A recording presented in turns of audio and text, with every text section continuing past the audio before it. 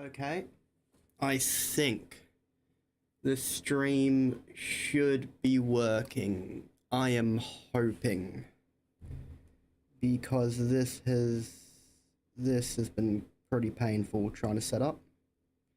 Turns out trying to do two streams at once is not easy. I'm currently trying to get this one to run. It says it's live. I know this one's working. Although I just lost everyone that's watching it.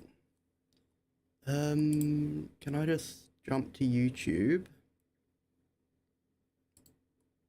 Your channel. I really do not want to touch OBS. Oh, that one's working. That one's working too. Hell yeah. Both streams are actually working. I have no idea if they're decent quality or not, but they're working. So I am just... Ah, crap. I gotta add one thing to OBS. I mean, do I really want to try risking that?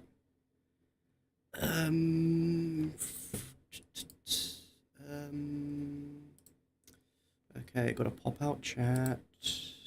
Copy the URL. And hope that it doesn't crash when I change this. Shit. Fuck! Did that just end?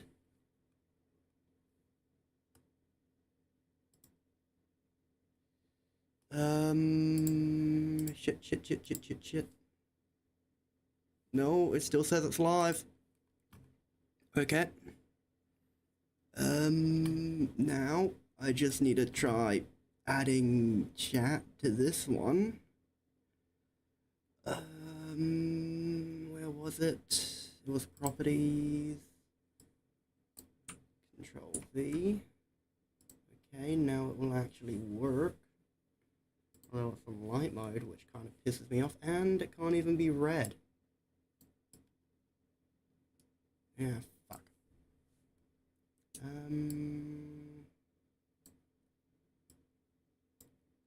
Huh. Oh, I guess chat will just sit there in a unreadable form. I don't know how I would. Okay, this is my best option. Which one was crop again? No. Was it alt? Crap. Wait, did one of the streams stop? Shit. I can't tell, damn it.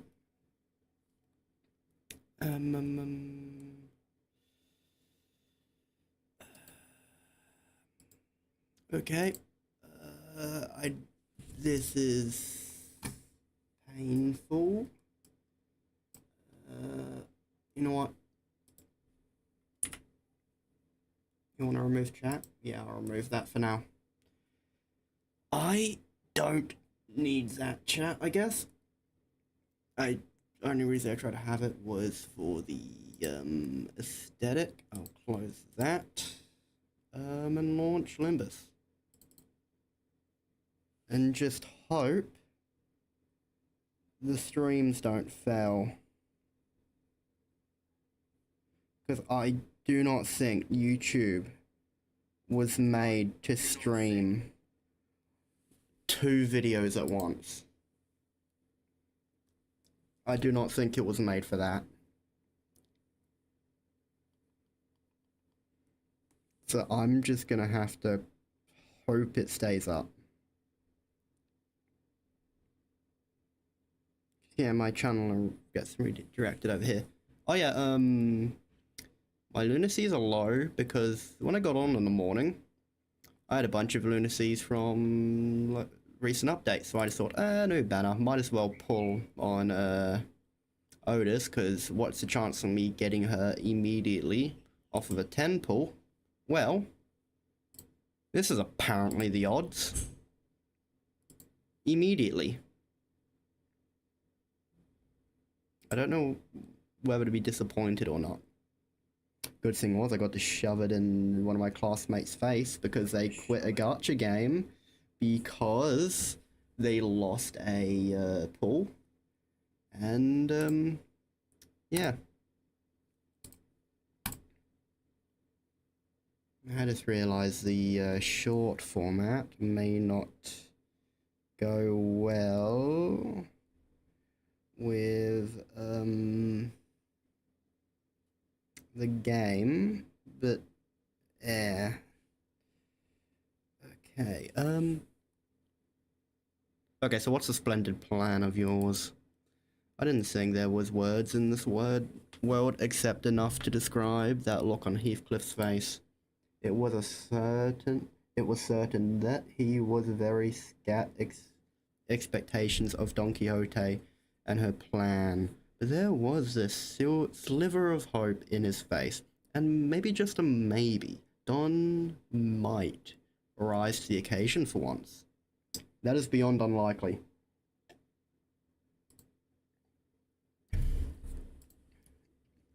It was unclear whether Heathcliff's internal struggle mattered much to Don Quixote. However, she began excitedly describing her plan. Didst thou, Sir Heathcliff, even ever hear tale of the engine and legacy fixer of Devat Association, the Red Sack? The Red what? Like Virgilius? Well, it is said that the legendary Red Sack carried out his deliveries. No, oh, is this like some kind of Santa Claus? Are we doing a damn Christmas episode now?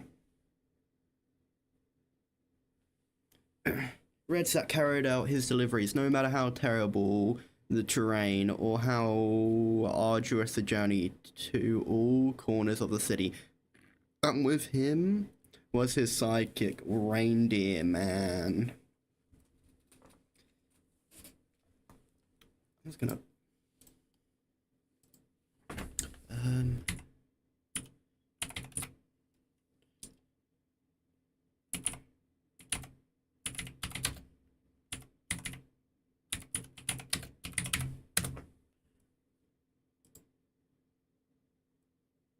So this bastard is helping Santa take toys to the people of the city. I don't want those toys. I wouldn't want those toys. Don't know if anyone else would. But I sure as hell wouldn't. Okay, wait. Short use. Forsooth, his magnificence has given away gracious gifts for children of the city that he deemed to be kind. How the hell could a child of the city be kind? What, did he not shank someone for a... I don't even know where I'm going with that, to be honest, at the moment. Just plural, did he not shank anyone that week? Is that what it takes to be nice? Please, to be deemed kind. This 'tis but common knowledge, Sir Heathcliff. He appears on the front cover of the Fixer Monthly every winter. Well, I don't think he reads.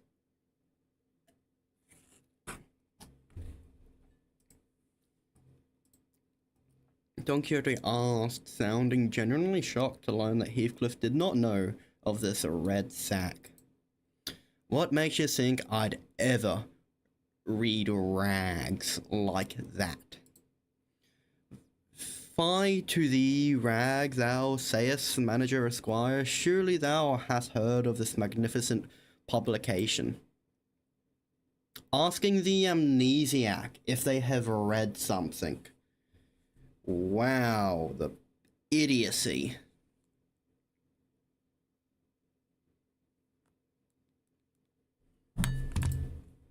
I knocked on my ticking clock head. I didn't really feel the need to spell it out for her. So, none of thee have subscribed to it then. Mine words fell on deaf ears. Anyhow, what matters to thee, Sir Heathcliff, is that thou endeavourest to make thyself more presentable than anyone else for this occasion, is it not? Finally, getting to the point, go on.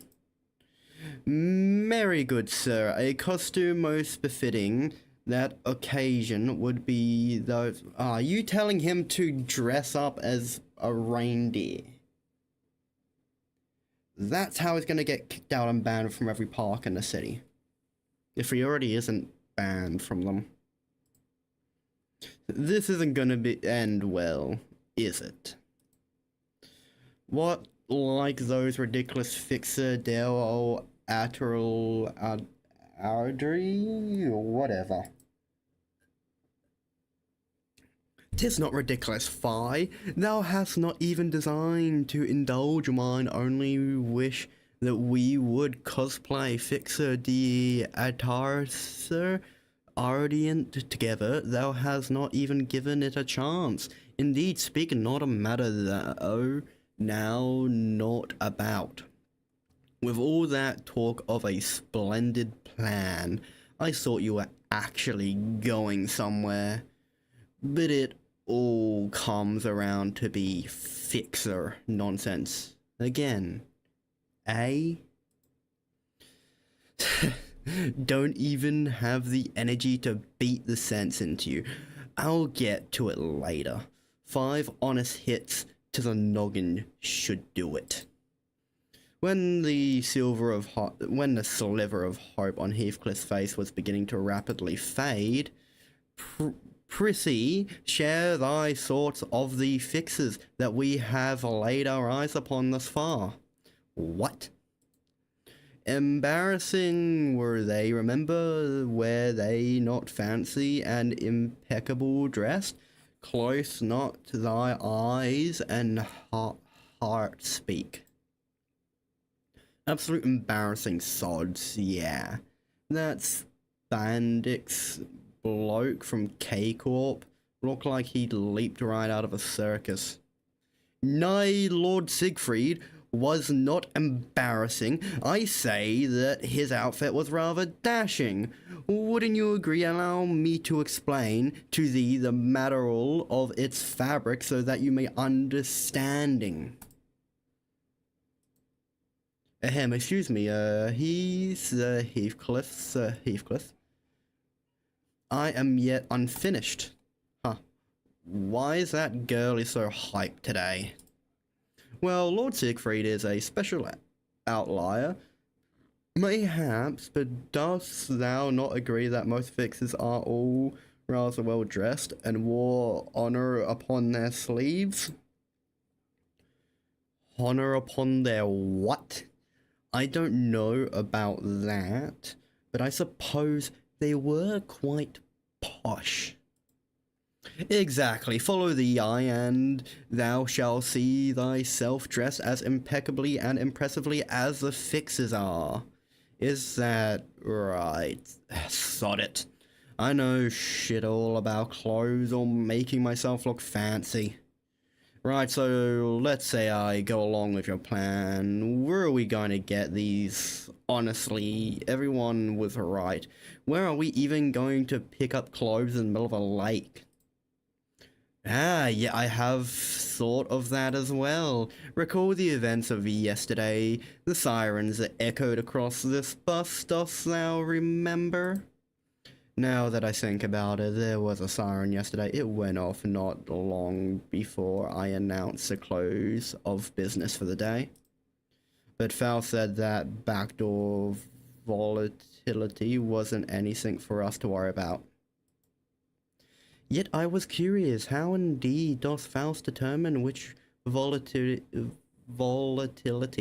is useful and which is not? Thus all were crowded by the back door, preoccupied with returning to their respective quarters. I have secretly and stealthily availed myself to the chance to take a glance at that screen. So you took a peep at the screen. You know how to read those complex symbols? Nay, I myself had little hope of recognizing them yet when I looked into them. I could very easily tell what the particular symbols on the device indicated. Forsooth, 'twere symbols of the red sack and reindeer man, and next to them was a symbol indicating posh outfits. Nope, it can't be that simple. Yeah, no, it can't be that simple. I agreed with Heathcliff. However, Don Quixote remained enthusiastic as ever, as though she was already expecting him to say that. Dost thou know? Ever so often certain symbols appear on the numerous doors past the back door. Huh? Every respite, every passing glance, I made sure to watch them carefully. And 'twas yesterday when in the corridor I spied myself the exact door with the exact same symbols that I witnessed on the screen. Don Quixote, you didn't. 'Tis my nature as an adventurer, you idiot. You absolute moron.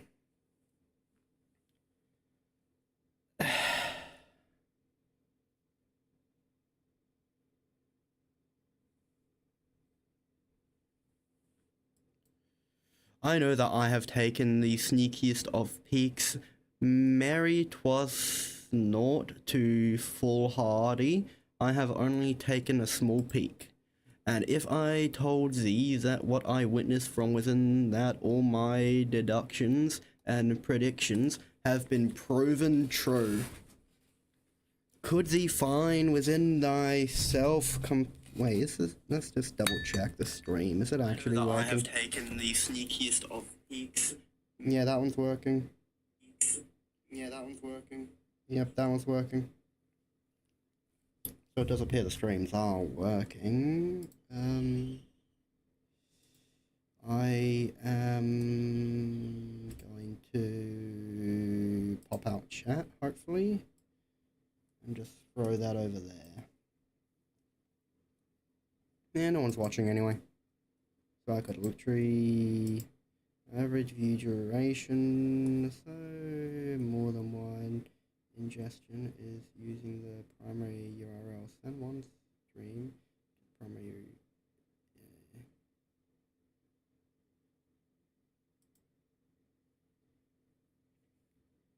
Error warning, the stream current bitrate, more than one primary URL. What?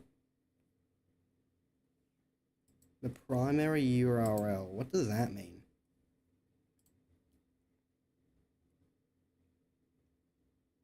Looks fine to me. Call thee find within thyself to self-compassion to spare mine soul?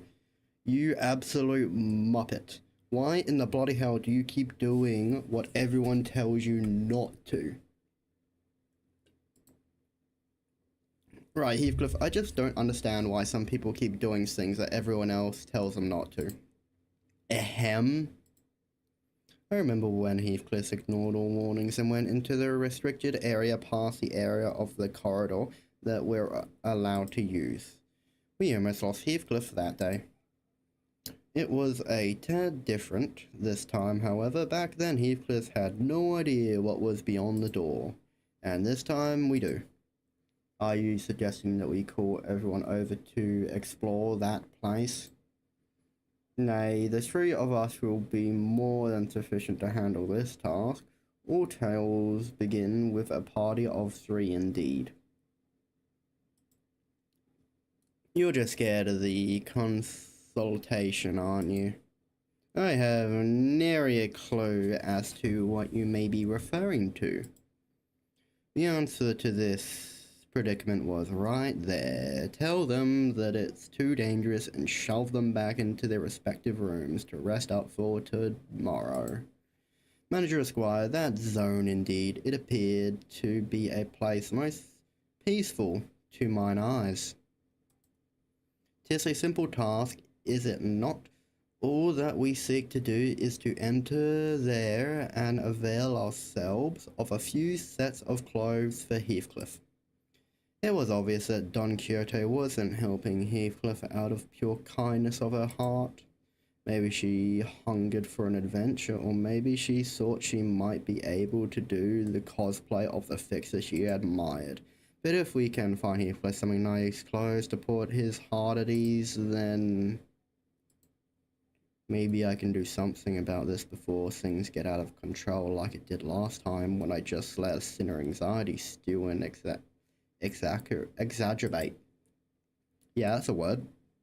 Fine, but we're turning around at the first sign of danger. Seriously? Come on. You were willing to do it if it meant that you could pick up some clothes. Well, I suppose we'll be okay as long as Clockhead's with us.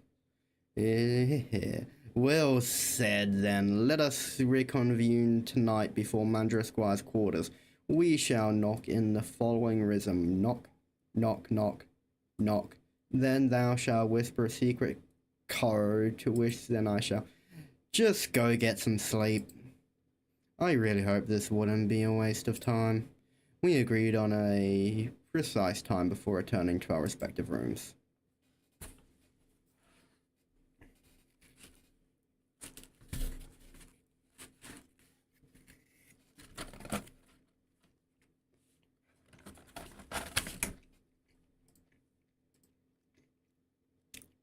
Oh.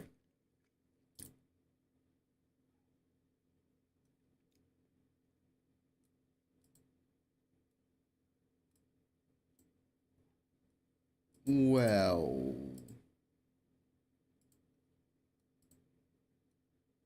I'm gonna have to bring the rabbit, I think. Well,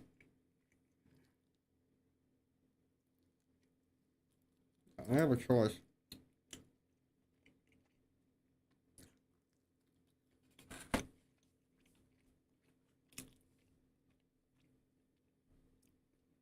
A dark silent night, all a sound asleep. Thus we assemble. This better be worth the trouble. It will be worth every trouble, of course. Now come hither. We quietly, sneakily followed Don Quixote, taking care to not make a noise. Are we really crossing this line? Bloody hell, don't you know what happened the last time I crossed it? Alas, it will be different this time. All we must do is follow the corridor immediately to the right of this delineation and open the door here. So they're the symbols he was talking about.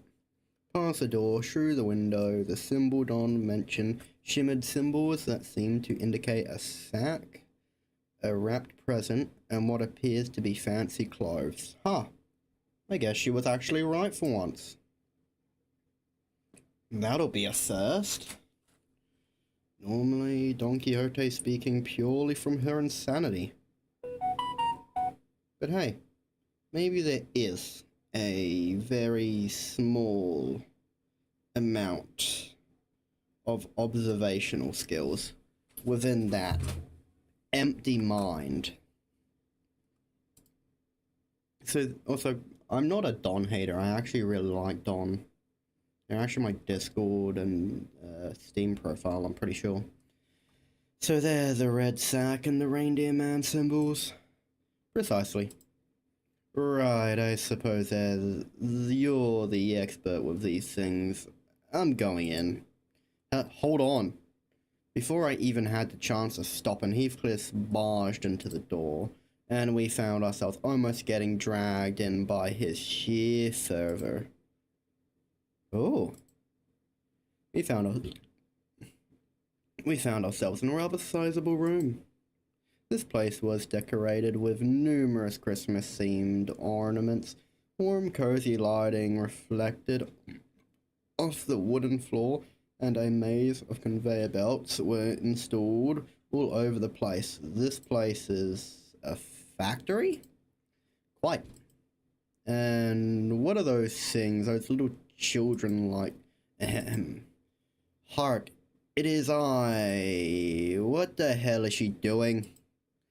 The little figure Heathcliff indicated didn't exactly look like children. They all froze for a moment before turning around in our direction. They weren't humans, that's for sure. Give me back a moment. I have already parlayed with the fellows. What happened to the sneakiest of peaks? Oi, Clockhead, something's coming this way. A small but larger than other sound around it, figure scurfed over the stood before us. Lady Don Quixote, you finally grace us with your presence once again. And just as you did before, poof, appearing from the most unexpected places again. What's this, Don Quixote? The one who shall grant us the wonderful gift indeed. He rubbed his hands, or what I assume to be hands, together, looked up at us and stared. Pleased to make your acquaintance, you must be Lady Don Quixote's friends. My name is Doro, a gnome who works at this gift factory, and why, of course, I may guess here. A gnome. Indeed, a gnome. Was that supposed to be obvious? What are gnomes anyway? So they're not humans, right? Yes, these fellows are not humans. They're gnomes. Yes, Geo course, not human gnomes. Hum.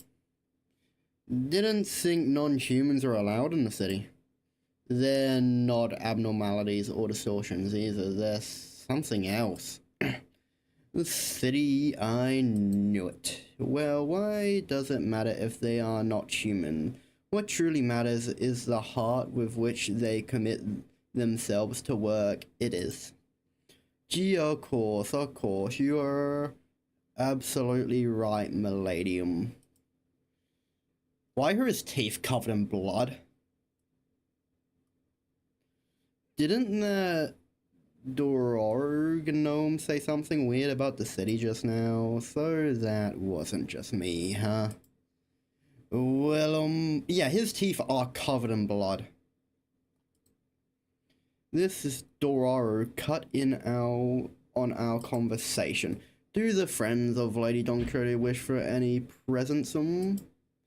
Say we have fancy clothes and powerful weapon. Our delicious cookie. Fancy clothes, so you really have them? Looks like we've got a winner. Well then, please, this way. The gnome said something about introducing us to the reception hall and led us to a certain room in his scuffling gait. This seems more like a storage space than a reception hall. Oh, behold, this is a warm fireplace and a table in the cozy place. What more could there possibly ask for? And we have some delicious refreshments ready for you as well. Hello. Welcome to the stream. Sorry if it was a late reply. I just noticed your chat, sorry. The gnome bowed, opening the door, and scuttled out of the room. Are reception halls usually this barren? I've never been in one before, so... You have, Dante. Literally the opening room of K-Corp's reception hall. I have never been in one before, so I had no idea if this was what they were supposed to look like. I had to ask. Especially because it was starting to get pretty obvious, even with my rather limited experience, that there was something off about this whole situation. Yeah, being walked about by a non-human. Those things aren't allowed in the city. I have once heard the rumor that this kind of decor has been catching on in recent years.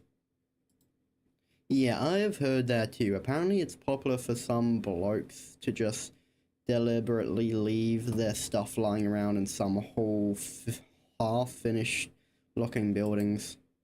Is that what this is?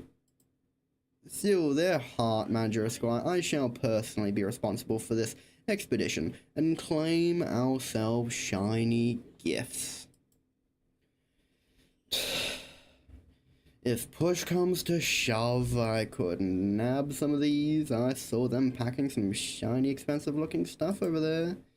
No thievery this time, Heathcliff. Has the incident with the hair coupons already left your mind?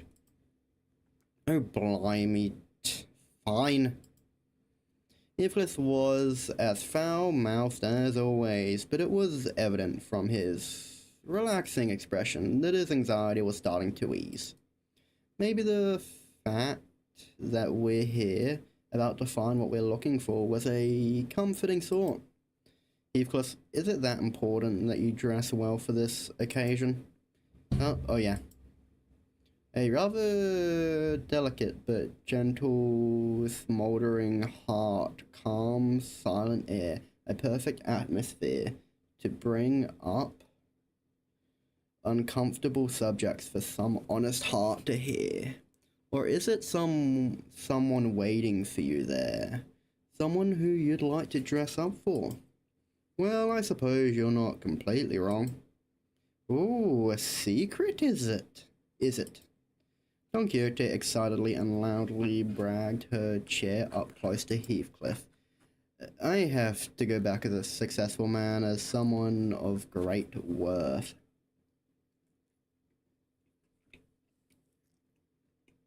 I mean, you're immortal now. Guess I would put a lot of worth on you. So that they know that I've changed and that I'm no longer that witless brigand Heathcliff. That's why I have to dress posh when I return, to appear like a man of quality. Hoof, has someone stoked the fire of envy within thy stomach?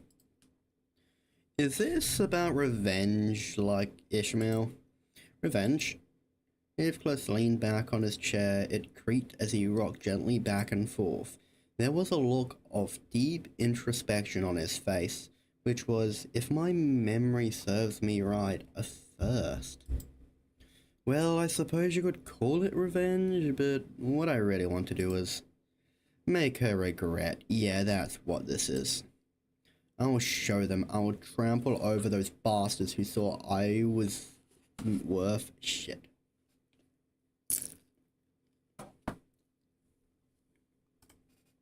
So that she'll regret not choosing me, so that she will feel that regret down to the deepest reaches of her heart. I'll prove to Kathy that there was no better man for her than I. Cassie? Heathcliff's eyes trembled a little as he speaks her name.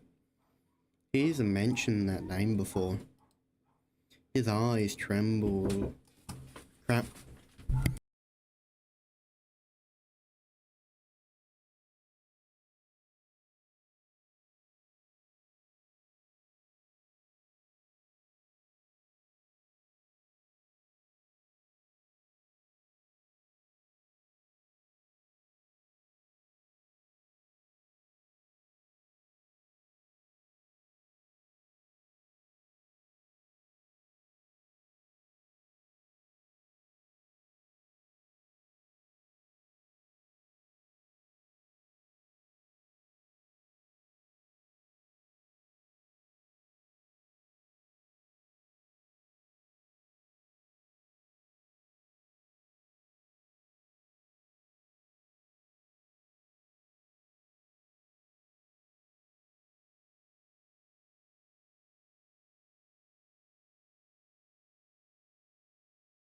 Okay, sorry about that. Someone just came into my room. His eyes trembled. Them too. And this Cassie must be someone pretty important to you. Of course, bloody important. So what happened between the two of you? Between you and Kathy? Catherine, to be exact, and I call her Cassie. It's a long and complicated story. Allow mine intrusion to speak for thee. This Cassie must be thy lover, is she not? Wait, is that what she is to you? Huh? No, it's nothing like that. Okay, maybe a little bit. He's stuttering like Sinclair on a bad day. While his disposition was as risque as always, I could clearly see that he couldn't stop himself from smiling from a mere mention of her name, and that gave me more than enough answers. Every sinner had a reason for joining Limbus Company, so maybe Heathcliff's joined Limbus Company for this Cassie person. Makes me wonder what kind of person she might be, though. Someone that special, that precious to Heathcliff. Don't be so overdramatic, that ain't me. No,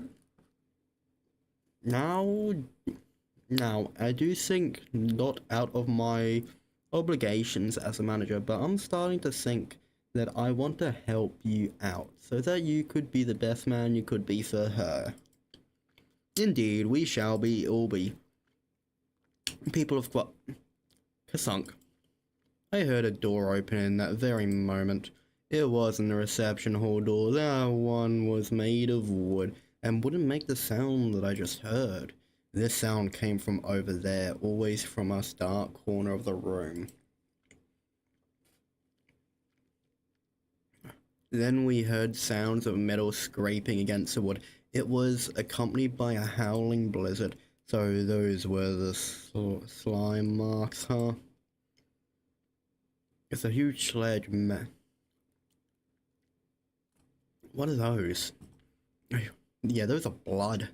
A huge sled slime made its way across the wooden floor.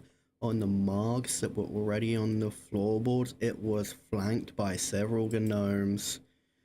The sleigh was red, and the sacks on it were either black or red. But they were all littered with flesh and blood. We got your next batch of ingredients right here, my back, Come on, friend, Just think about the look on our friends' face when they open their presents, All is gonna worth it. Of course, it'll get worth it. Here, here, The gaggle of gnomes who were walking in our direction as they chatted and gossiped froze in place upon noticing us. Quite lollygagging, Quit chatting and help us out, We got a lot of press, Besides, we brought some live ones this time, I think I saw some sacks on the sly move.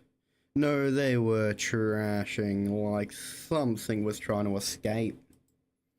Is that... Grab your weapon, girl. What is the matter with these fellows are but hard work? Hello, is there someone out there? Please help get me out of here. What a joyous day, This one's fresh, No. But they're human, Did Manager Doru bring him in, How'd he manage to bring in humans so fresh, So all along the factory has been... Oh boy. Knew his teeth were covered in blood. I called it. Why the hell would this guy be so buff if he wasn't gonna try beating us?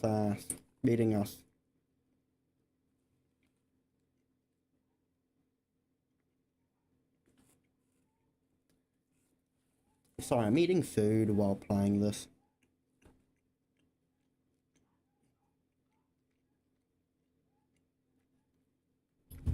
I could hear a familiar voice coming from the other door in the room as Don Quixote stood there flabbergasted.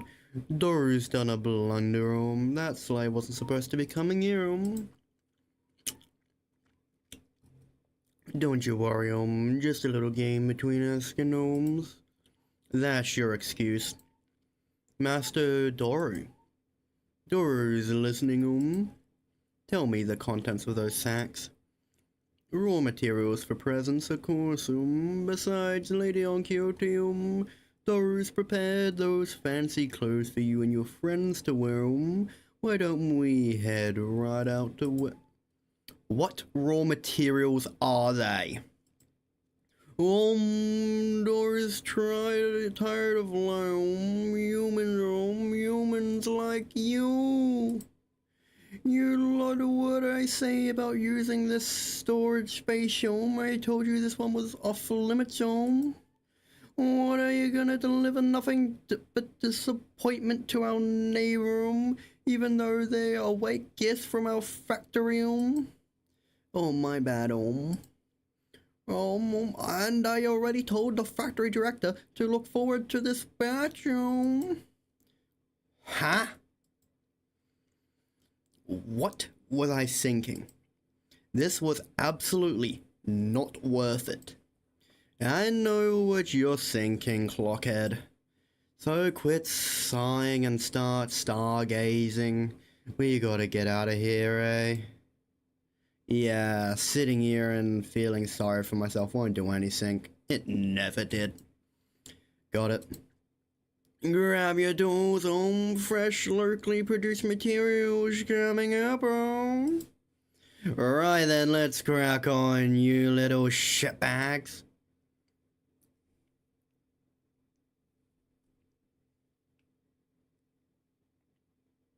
One v one, hell yeah.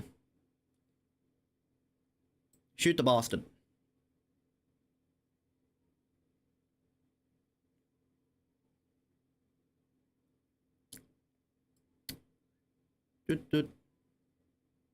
Green.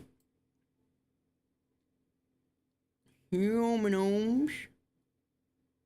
Man, those things are creepy.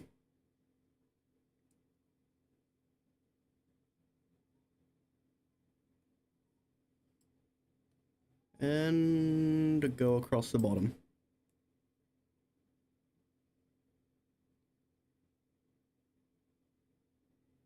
You show 'em. Okay, now we're versing 3 of them, and I guess I'll go purple.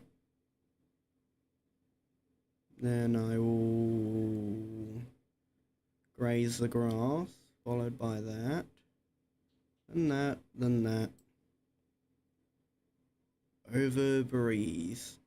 Over breath. Dual strike. Poison. And you failed.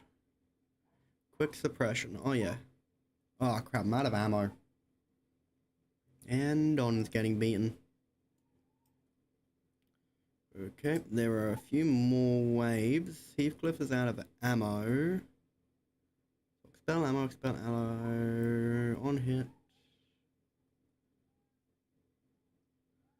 Hit.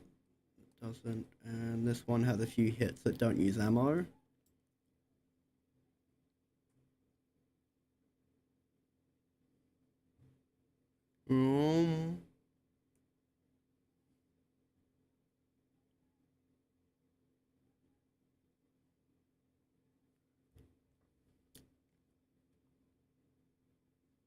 Human.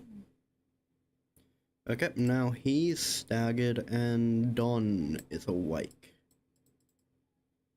Okay, let's go unopposed. That. Favored, unopposed. Dual strike. Catch breeze, and then overbreathe. And now dominating, unopposed, dominating that.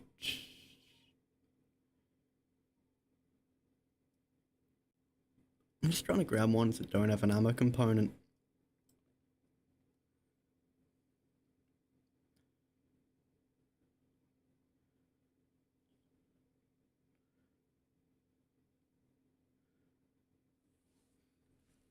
Kinda wish I had a better ID for Don.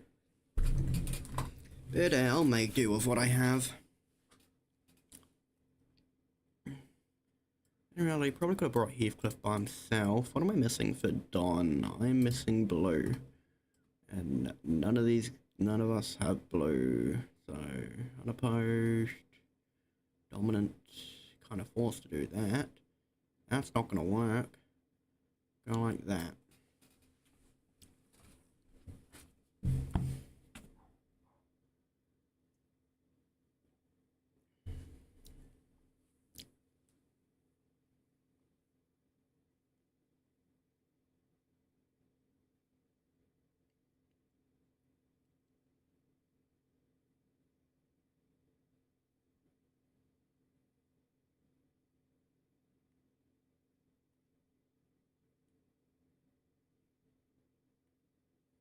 Yeah, this isn't gonna go well.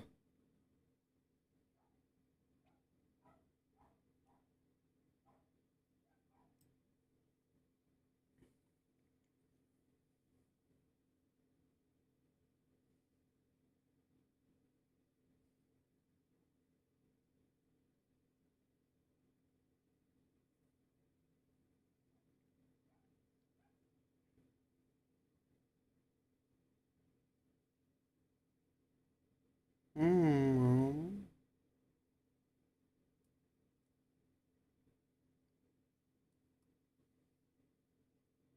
It appears the red attacks are good against all of them, so let's just do a full-on red line. Gonna have to do that, then like that.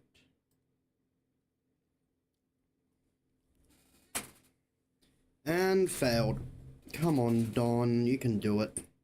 You're very close to death, but you can still do it.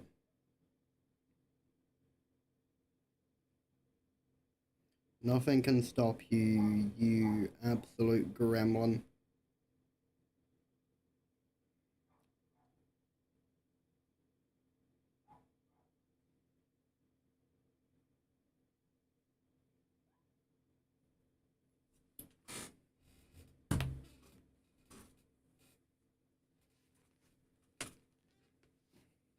No, you shall. Oh, there's another done. Okay, red. I'm gonna have to do purple. Red. Nope, purple. Purple. Red. And can I have to do a green there, then red.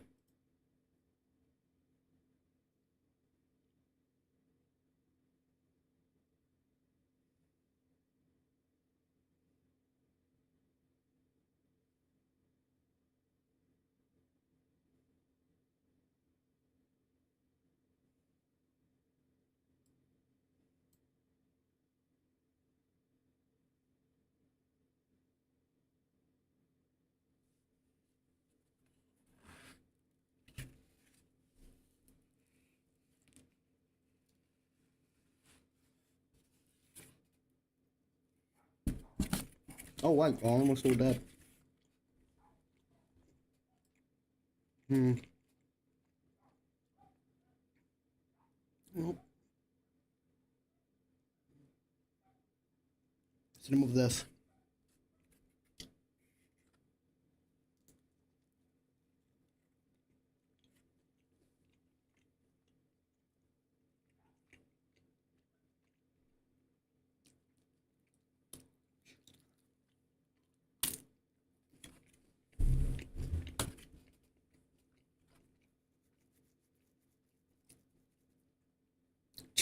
These were some fierce sods.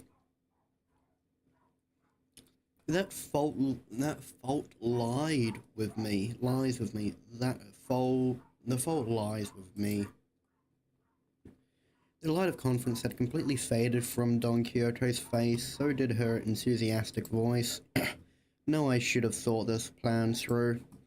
Well, if we were to find someone to blame, the biggest fault would lie with me, the manager.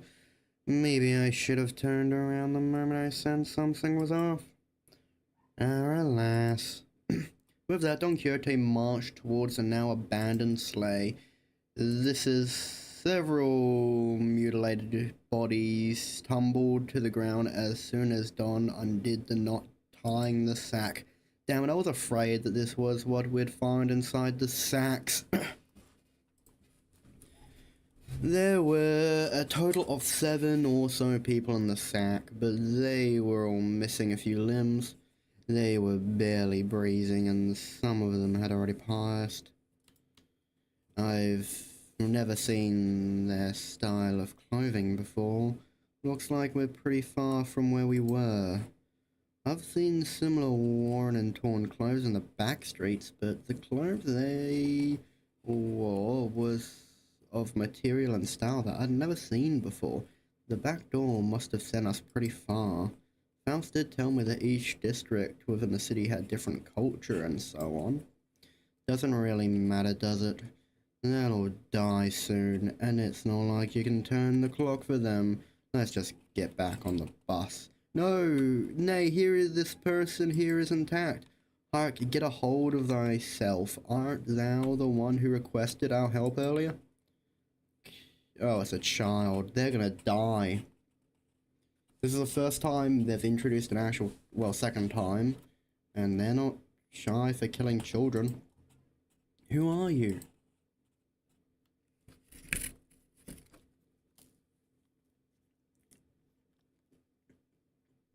Oh, Don did the most damage. That's, weird.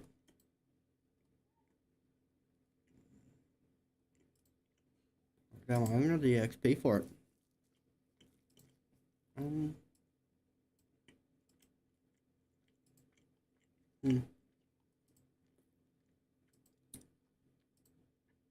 How many of these things are there? There are 10 more. Oh, I can bring a lot of people in this time. So it's Pierce, and I can't bring them in.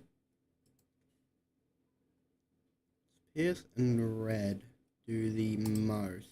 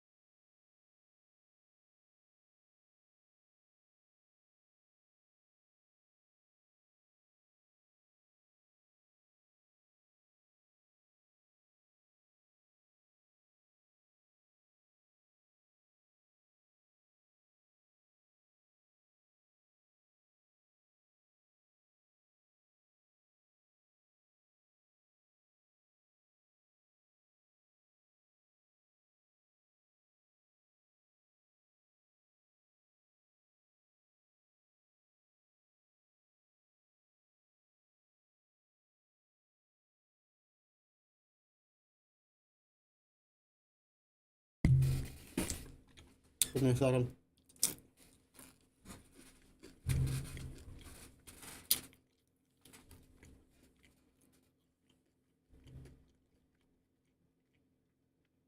Your clothes are all weird looking. I guess you're not from the village. The child was dressed in torn and fatted clothing. From the way she that's a girl? She looked at us. I could tell that she found us rather fascinating. She soon woke up from her momentary shock. Anyway, thank you for saving me. My name's Crayon and Clockwork Teeth. The kid pointed at me and backed away in terror. Oh, the hell are you talking about, that clockhead? My name's Dante.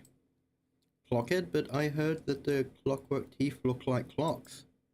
I guess I also heard that they don't show up this high. I've never seen a monster like that before, though. Ah, but they are not a monster. This is none other than our very own manager, Esquire. Thanks for the intro, I guess. But I can't hear anything but the tick-tocking of the clock.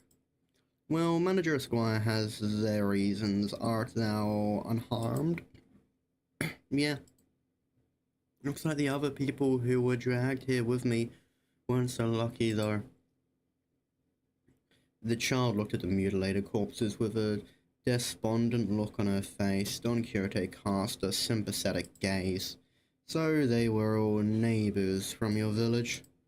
Yeah, but our village will soon send the hunters to save us. As long as they can get here, they can... Hunters? I wasn't sure what exactly she was talking about, so I was about to ask her what she meant. But this reception hall storage room suddenly began to fill with gas of unknown origin. What's this now? Quick hold as I breathing. An odd plume of gas, its hue red and green, began to fill the room. This gas, it's same gas from when I was kid. The three of them, including Crayon, passed out and slumped to the floor. Yeah, something like this has happened before when we walked right into a room full of toxic gas which killed everyone. Looks like this gas only knocked them out, though. That's a relief, at least. Guess I should consider myself lucky that my clockhead isn't affected by these things. Yeah, I gotta hide. As soon as I hid myself in a corner, a crowd of gnomes rushed through the door Doru came in from. Gas masks, so they used sleeping gas on us. Is that all that's left of Manager Doru, all that talk of snagging 3 tubs, not raw materials. Ah, damn it. 2 3 all accounted for. I suppose, they're all fast asleep with your sleeping powder, so don't y'all worry yourselves about harming the good homes. Well, let's make the good worms. They picked up Don Quixote, Heathcliff, and Crayon one by one and loaded them onto the sleigh. With that, they left, closing the door behind them. And through it all, I couldn't do anything but watch. Right, looks like this is my time to shine. I'll rescue 3 of... No way. I should have listened to when Ishmael offered to teach me self-defense. Well, what do I do? This harsh truth dawned on me every time we face total annihilation. The truth that, on my own, I am completely useless. If they were with us, I could at least bring them back, but none of the sinners are here with me. What good am I without them? It's a miracle they managed to survive this far. Miracle? What miracle? Come on, get a hold of yourself. Great, now I'm hearing things. You're not hearing things, Manager. Were you really here? Do you even know what a mess it was up there when we realized that the 3 of you just vanished in thin air? I bolted up and looked towards the voice there. I saw another door, and from it the rest of the sinners appeared one by one. Guys! Oh boy, looks like I forgot about the slight spoiled and... I will inquire about this incident later, Dante. But now, command us in battle. What is this, New ingredients,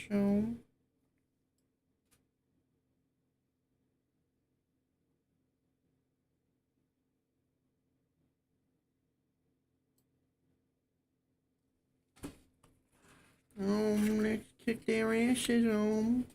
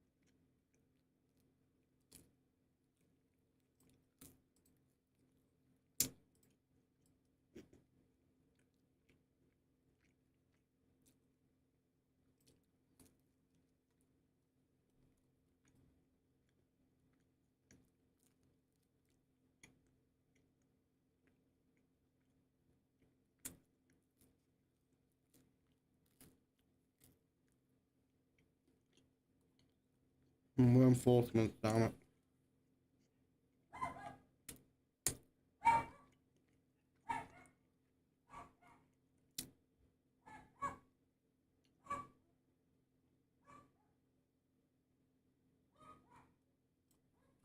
Not enough to use the smells, red attack.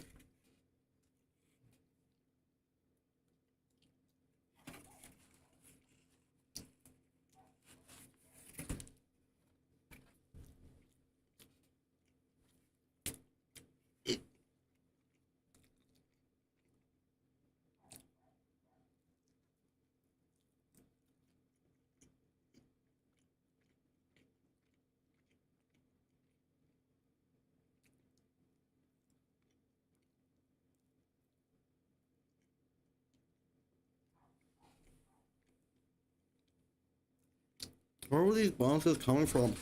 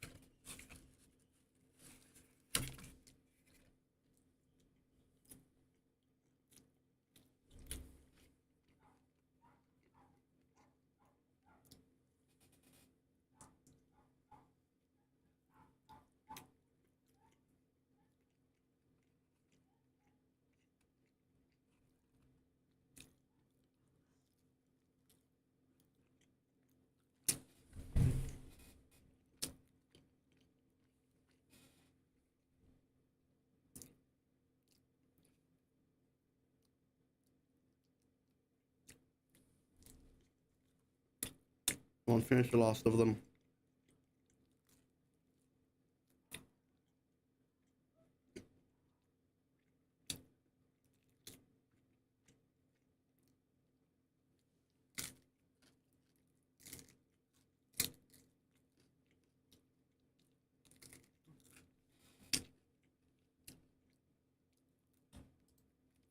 Okay, click one right for that one.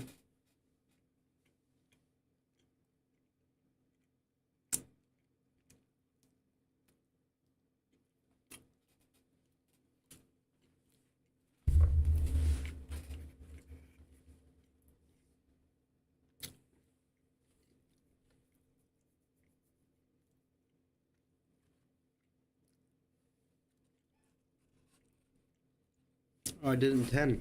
Cool.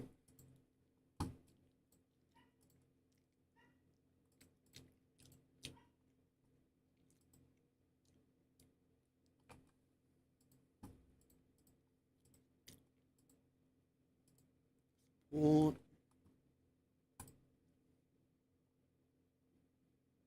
Wait, does he have red? No, he does not have red. He doesn't have red either. Oh well.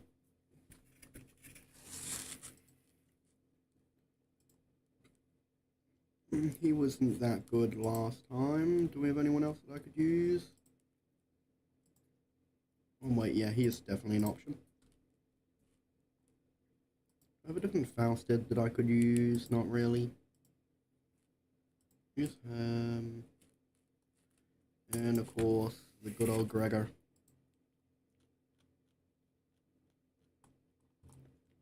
Greggy, my boy. Enter.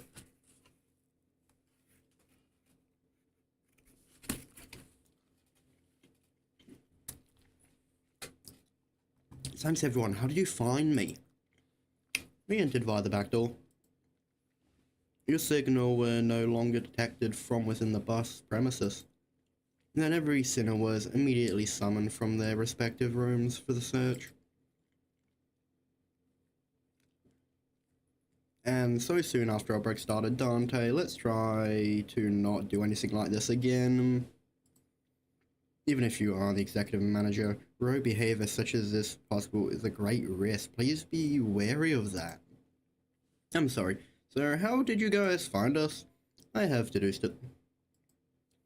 As for late Heathcliff was in a constant state of unease considering the nature of our circumstance, I conjured that thee was ought to have had to do before our arrival at T-Corp. On the day in which the backdoor volatility siren echoed, Don Quixote made a relatively delayed return to the back door. And come the next day, she requested for me and Miss Faust an encyclopedia for common symbols used in the city. Yeah, so Faust lent her a few volumes. Ever since receiving the volumes, Miss Don Quixote sat next to me and pursued the page with a rather enthusiastic expression on her countenance. Although I could not converse with her on account of my conditions, I do recall that the following words were repeatedly uttered: cosplay, costume, sack. In summation, I surmise that Miss Don Quixote witnessed a series of symbols that caught her attention when the siren blared, and Faust was aware of the door on which those symbols were drawn. Based on that information, the siren were able to find their way here.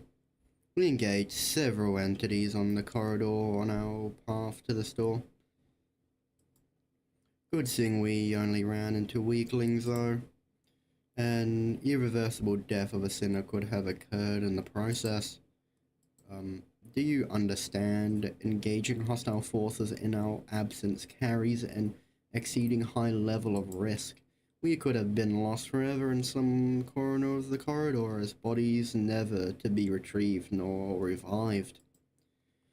Please comprehend that the weight of your responsibilities and the risk your independent actions carries. You must survive, executive manager, no matter what. Do I make myself clear? I've never seen Otis look at me like that. Her gaze was cold and ruthless. Your survival was as a lucky coincidence, Dante. The sequence of those symbols are not supposed to be interpreted in such a haphazard manner. I'm really sorry, I didn't know what else to say. I believe that is enough, but NDQ. Yeah, Don Quixote, Heathcliff, where'd the pair run off to? Oh, that's, I told them exactly as the events transpired. Seriously, how'd you all three even manage to survive this far? Alright, manager, but I'm sure you heard enough from the others, so I won't say more, but where exactly are we? Hey, which district is this? This cold. We could have somewhere in one of the northern districts of the city, or we are not in the city. What do you mean? I mean that we are not in the city. Those intelligent organisms called gnomes are part of a special surviving in the outskirts, commonly known as monsters of the outskirts. Monsters again after all that we faced at the lake. They weren't exactly like the whales, though we could communicate with the gnomes. They were just like people, except smaller. So we're in a completely different region in the outskirts. I would have liked to explore the area if the circumstances permitted. Looks like structure seems to have been custom built for the gnomes, considering how small everything is here. This is the outskirts. We can go back, right? As long as the door we entered through remains open, yes. It is open for now. What if it closes? Then an unexpected journey begins. We will have to trek the distance from the outskirts back to the city, which will be a significant endeavor in both time and effort. Isn't that a bit dangerous? Morgan, where's this sound coming from? Let's struck out, get a tool, Dante, come hither to the back of the line. The door slammed open and gnomes began flooding into the room. We prepared ourselves for battle. Oh, battle, fresh ingredients, so.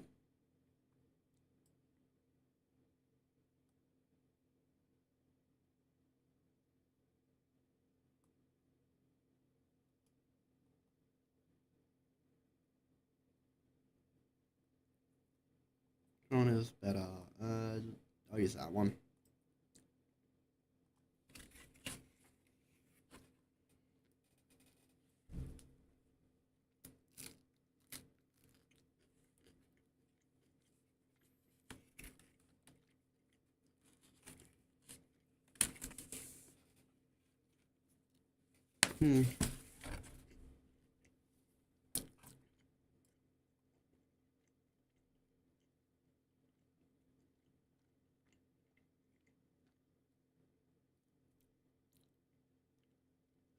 You gain insight before using that one.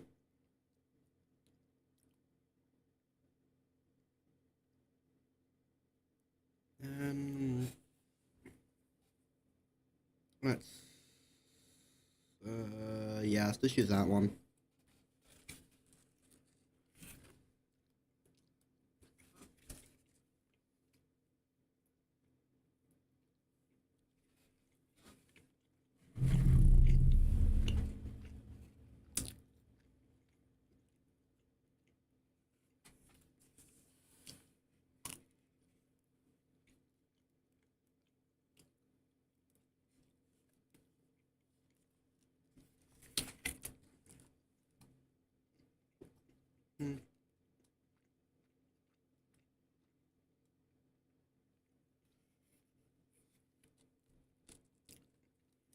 Oh, got inside.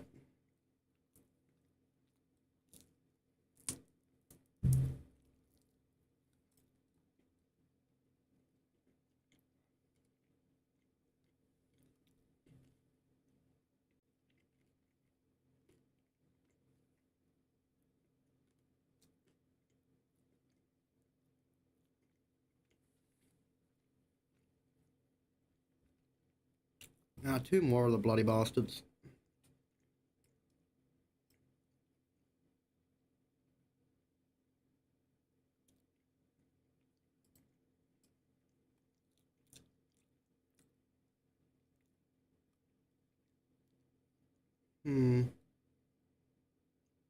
Does she have enough? Yeah, she does.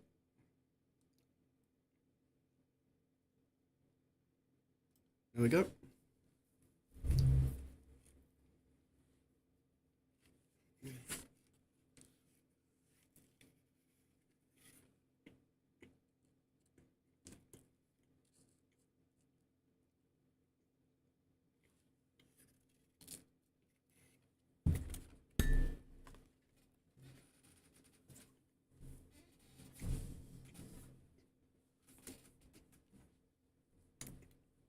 It's like trying to send them out.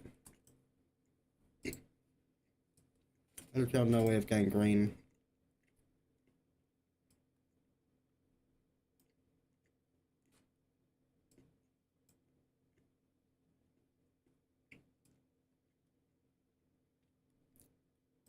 I'm literally just going to do that because I want to look at the overclock of that.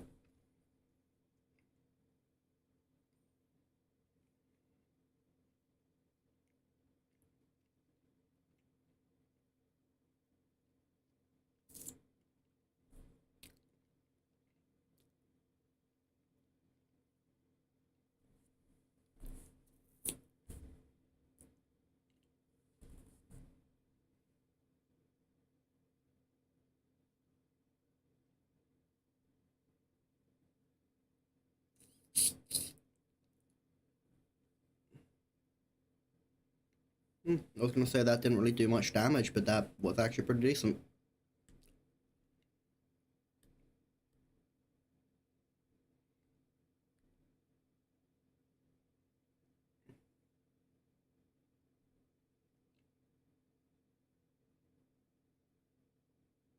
Mm.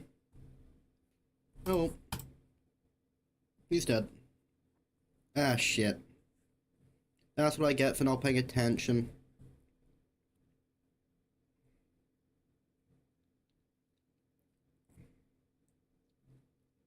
Looks like I'm dead on. And reinforcement show. Their flesh is weak on.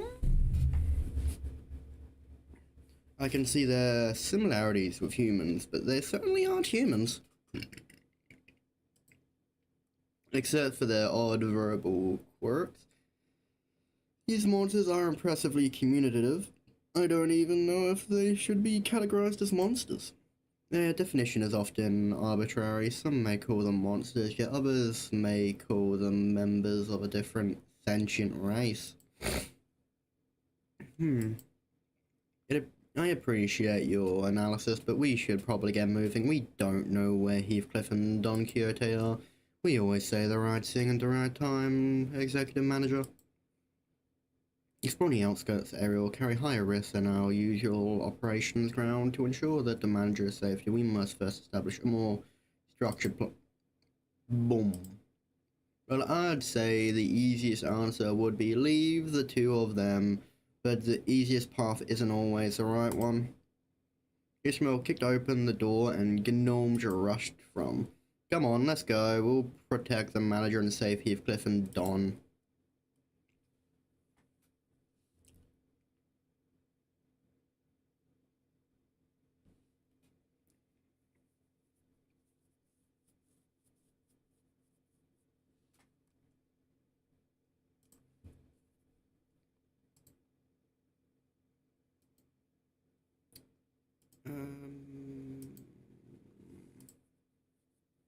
We'll show that one on, or that support on. Is there anything else I want to, I should switch out him for her.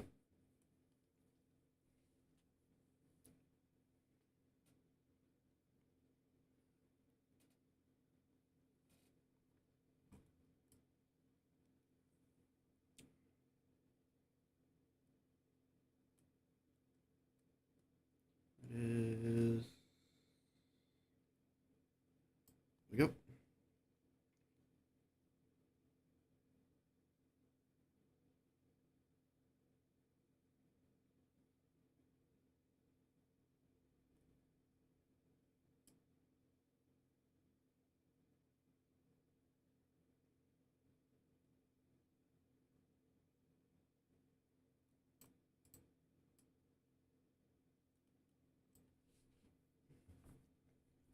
Goodbye now, a sorrow in you.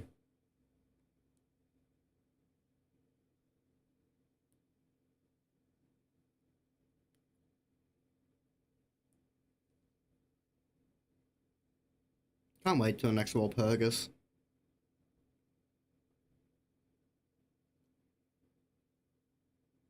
Celebration for the departed. I really wish I managed to get the, id. So... Dimension Shredder needs green, so I might want to grab his green whenever I see it.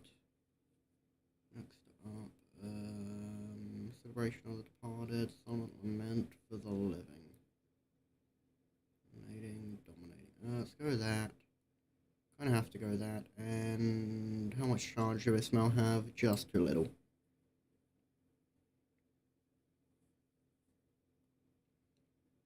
I'm really afraid to just like move my mouse to the right corner, to my rightmost monitor, because I am afraid the OBS will just crash.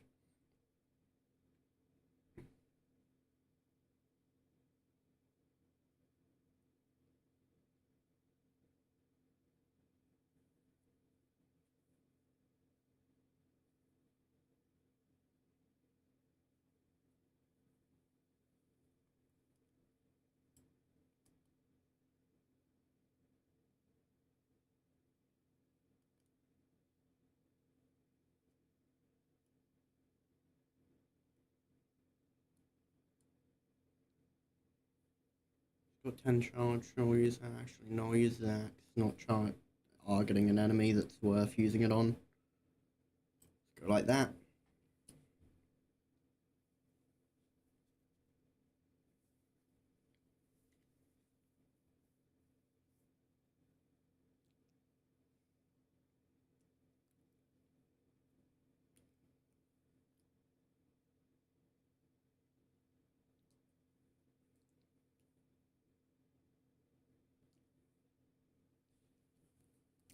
So who's Ishmael targeting? Ishmael is... Okay, let's use that.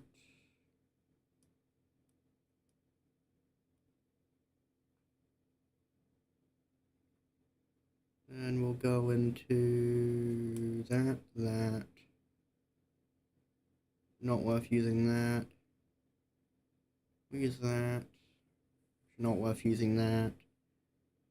Let's go across the bottom.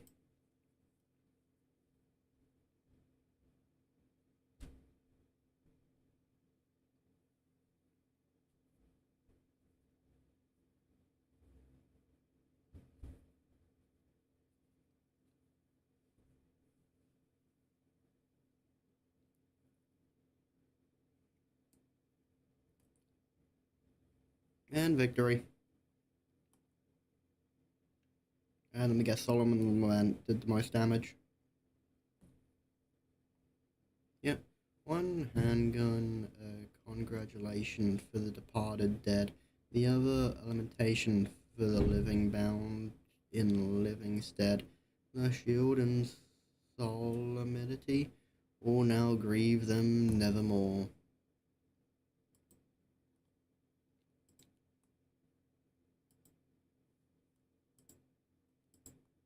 I continue using Solomon Lament. What's that? No egos, but that one does have egos. And I might as well continue with this team.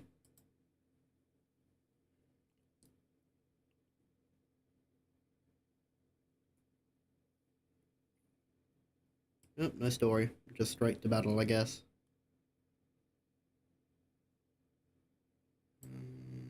Immediately get the green. And let's get that. Get that.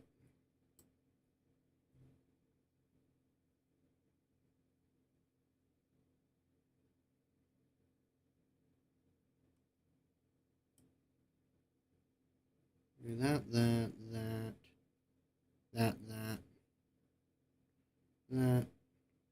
and that.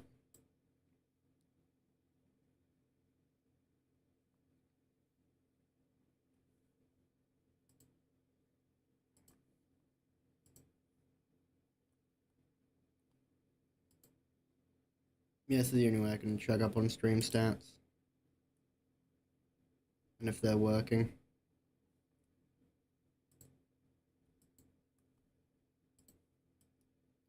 Orange, blue, gold, blue.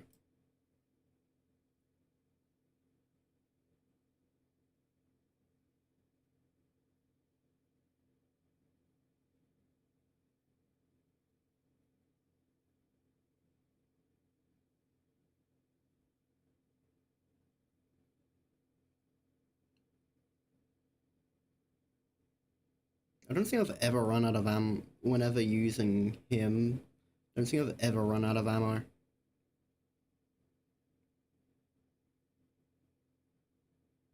Okay. Suppose now's a good time to use an ego. And she is nowhere near enough charge. Use that, go down. Use red. And gold. And red. And blue. And that. And orange.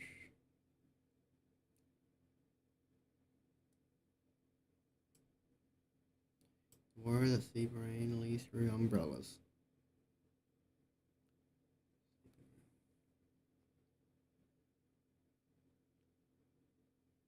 Okay, that did pretty good damage.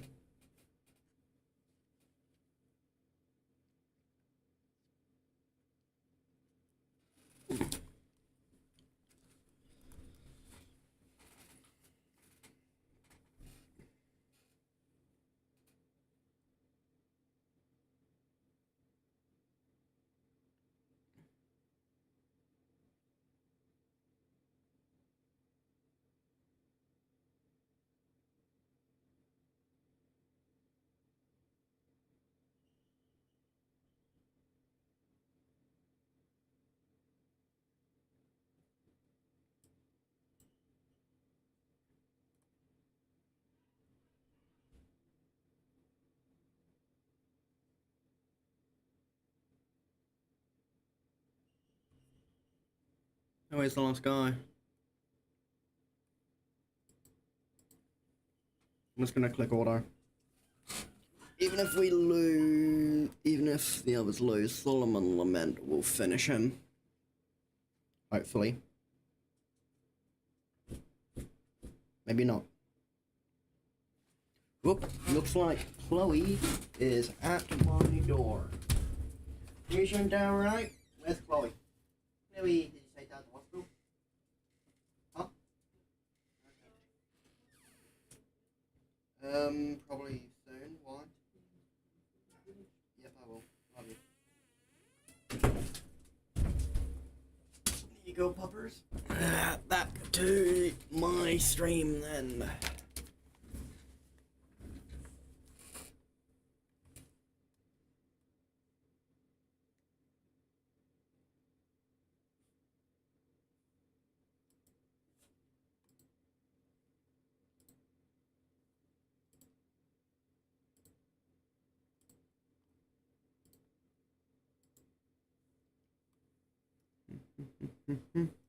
Let's just not bring her.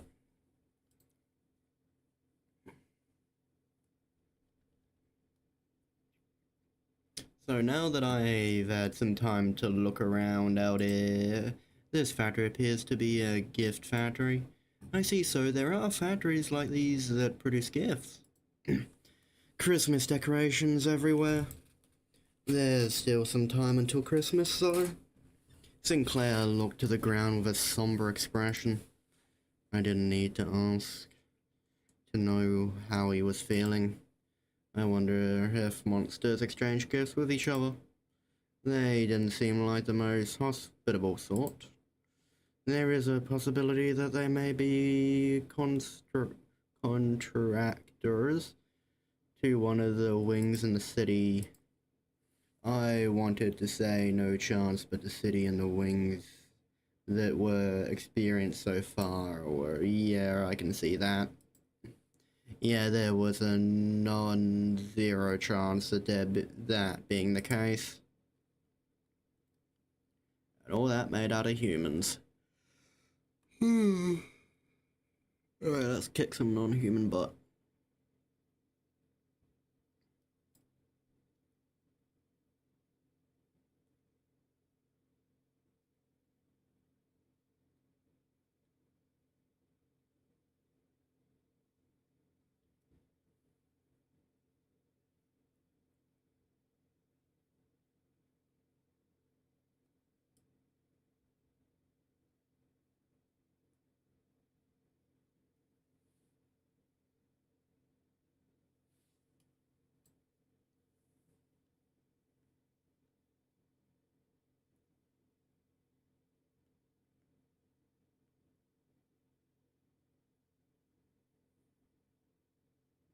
And he's dead. That's a nice chunk of damage.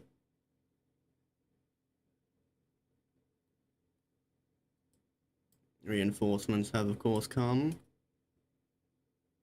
Red, green, orange, dark blue, purple, purple.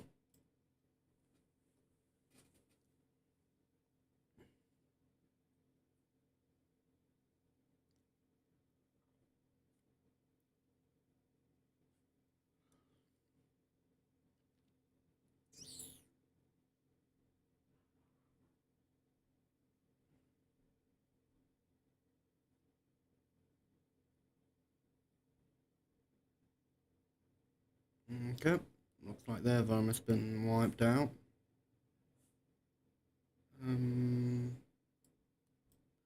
What am I missing? I'm missing another yellow. No, I'm missing nothing. Anyway, let's do that. But meh, we've already wiped them clean. By some means, there are still more of them, though. It should be pretty easy to, let's say, remove them.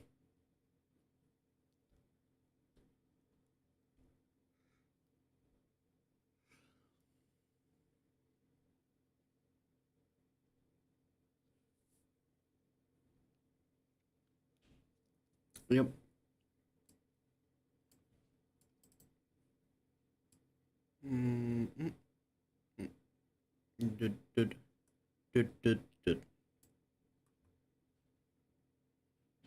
Standoff.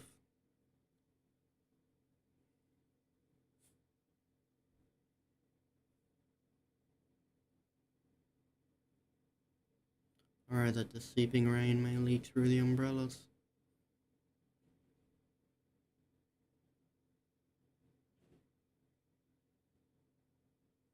Yet again, a large chunk of damage. Wiping one dude out, almost killing another.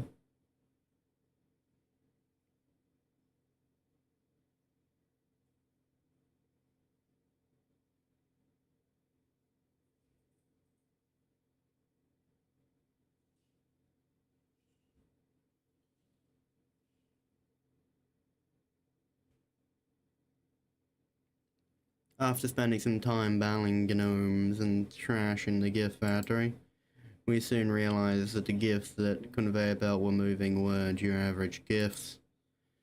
Is that a foot? Is that a sign with the drawing of a foot? What's that doing there? This one is adorned with a depiction of an eyeball. These gifts appear to be made from materials that do not normally go into building these items. Their shapes are of teddy bear, oil pastel boxes, toy trains, but there are abnormally high concentrations of protein and phosphorus. However, the decorations and the lights are made of proper materials. They must have salvaged the waste expelled from the city. It's obvious. GMFH. Yo, g'day, Dan. I have updated the stream, as you can see, and someone's at my door. Be right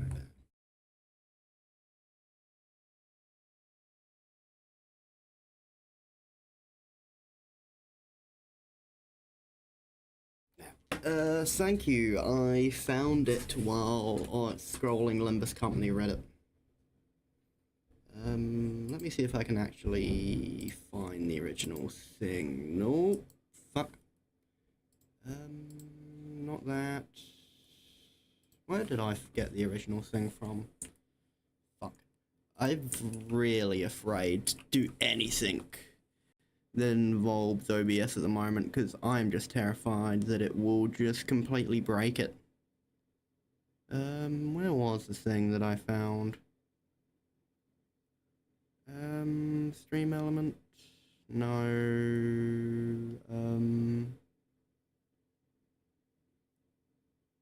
Oh yeah, this thing. This is where I got it from. It's a completely free, thing. They also do one for Lobotomy Corporation. Gifts made from humans. More stuff made from human sacrifices. I guess the outskirts isn't so different from the city. What's really concerning is who are these gifts for? Who in their right mind would want anything like these? Who knows which folks with screwed up perversions?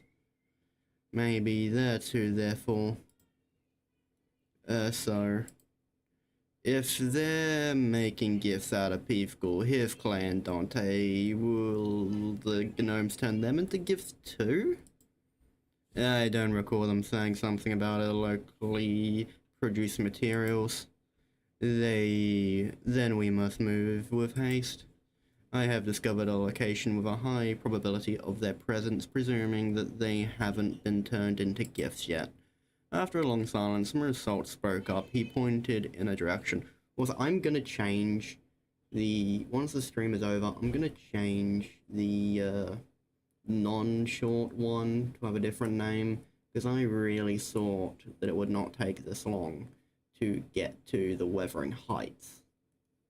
And I kinda named the stream that with anticipation of it. So yeah, I probably should have made a Christmas joke. There, the place says gift assembly.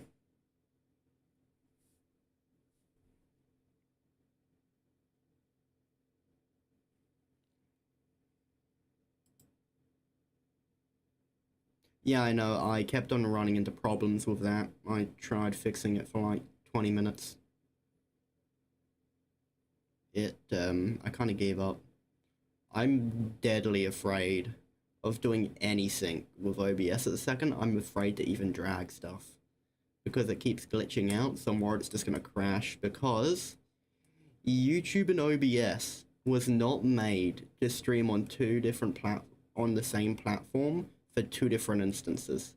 Because I'm currently both streaming to YouTube Shorts and YouTube, and it was not designed to do that, and it is not happy in the slightest.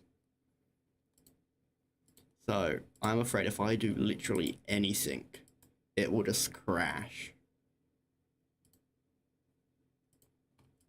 Yeah, fuck. Oh well.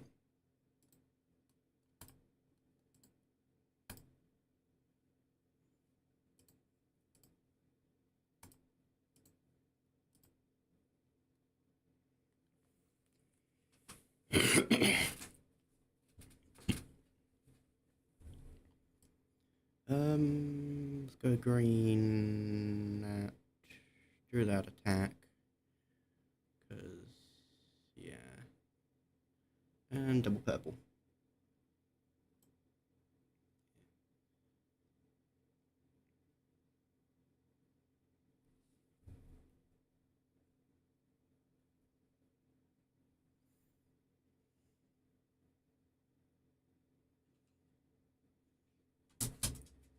Man, these gnomes are the weirdest enemies.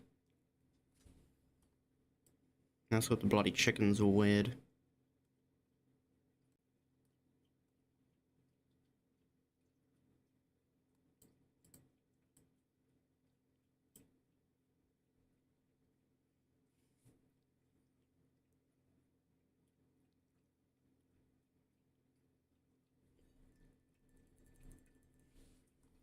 Now let's go that. Kinda have to go that. Let's go that. Auto defensive one, because that's all struggling, and light blue.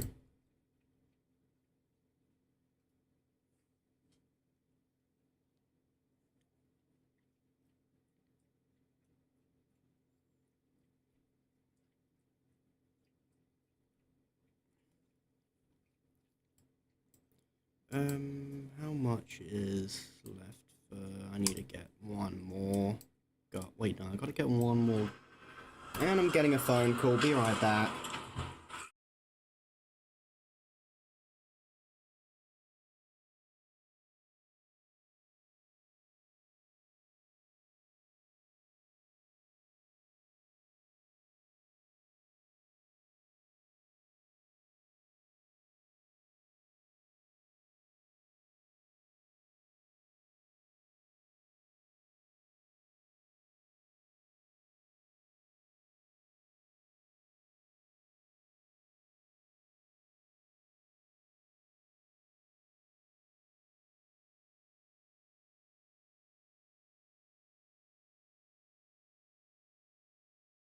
Okay, I am back. Yeah, now I actually have transitions. What about where the interval takes place is the outskirts. Oh yeah. Well, to be fair, I don't think these things would ever be allowed inside the city.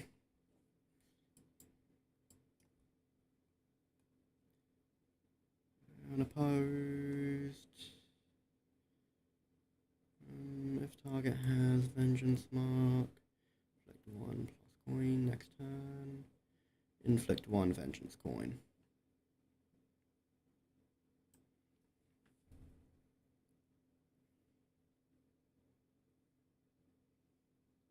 What do these things even eat?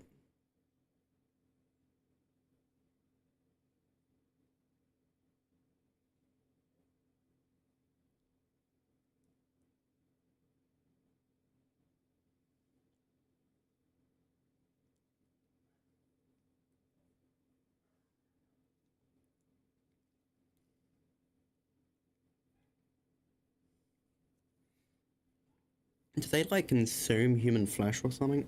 The head will kill all of them. Yeah, any if something is not even remotely human, they are destroyed. Which shows how lucky Dawn is considering she wasn't erased by the head. Deemed to be just human enough.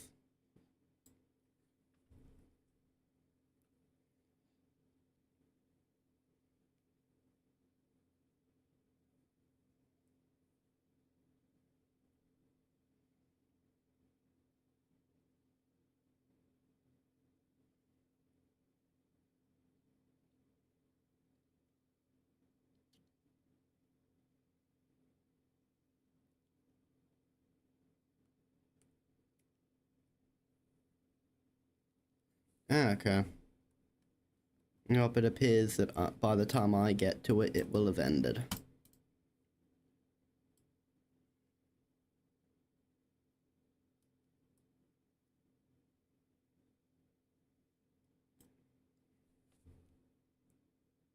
But I've somehow still managed to remain completely blind to what happens in it.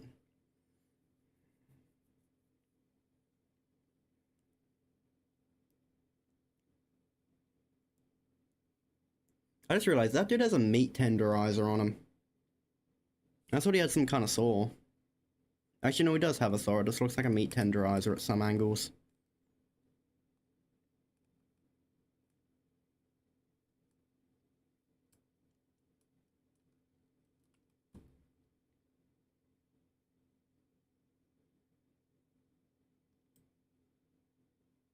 Okay, maybe that was a bit of a waste.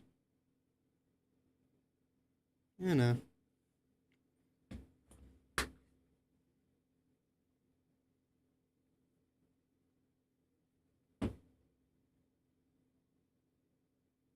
Yeah. From what I know about Conto 6, it would be pretty hard to improve on what it did. But again, I don't know much. And, oh, they have returned Don and Heathcliff. So, wait, what skills does, you know, I'll switch him back in here.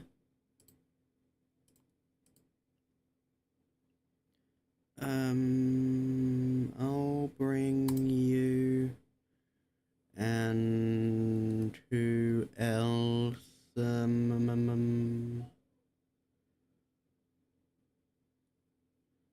I'll bring you.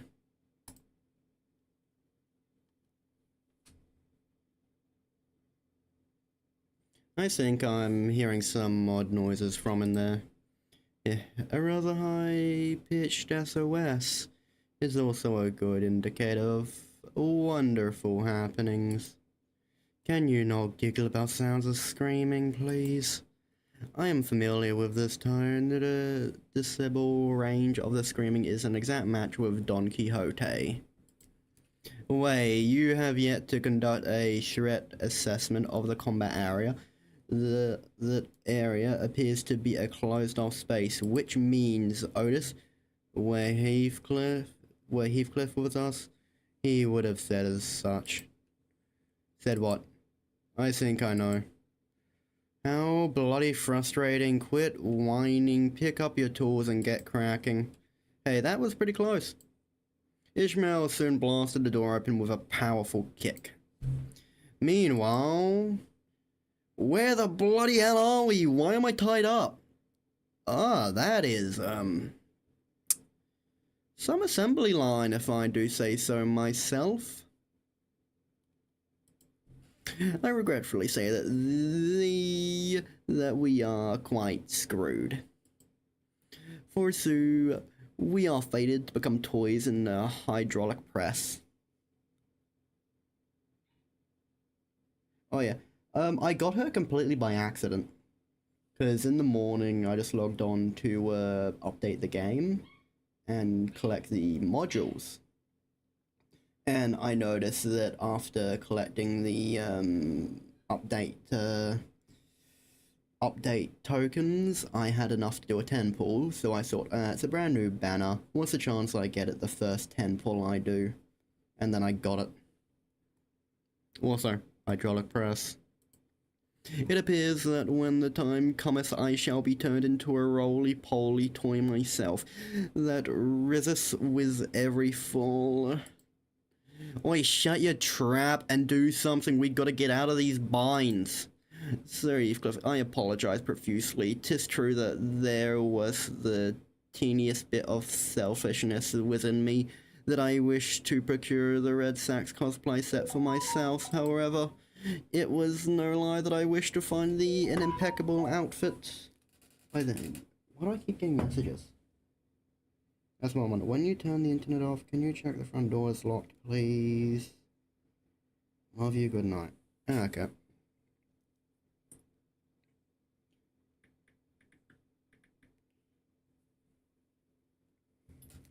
Definitely I wish to find the impeccable outfit. You little shit, I knew that this was gonna happen. Once I'm out of these binds, so at least thou shalt become an elaborate pocket watch. Damn clocks again! I think they're going to turn me into a box of colored pencils. 24 vibrant natural colors or so it says. Actually, you know, I think I can see. Actually, yeah, that does look like a girl. We're not seen living around material in a while. But they're a bit loud. Can you see if my ears are bleeding?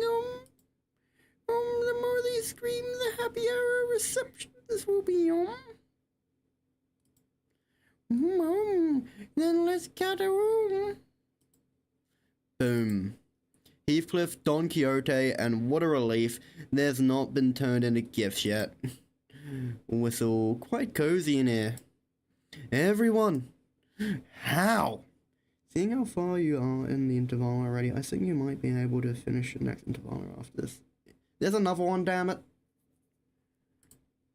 We're here for you, Heathcliff. Clockhead. Damn it, didn't think I'd ever be this glad to see your mug. Looks like we got here in the nick of time. Heathcliff was about to be shoved in the gift-making hydraulic machine press. Yeah, I've gotten a little bit better at voices. I have hewn your straps descent. I have hewn your straps descend. Look, I'm not type to wear my heart on my sleeve, but after you got saved me from getting turned into a pocket watch, I have to say that you absolute idiot. You two had one job, to remain by the executive manager's side, yet you let yourself be captured like this. You know what? Forget it. Right, get a hold of yourself, you two. Manager, what now? Well, we gotta trash this place. Come on, get ready to wear your identities. Time to switch clothes.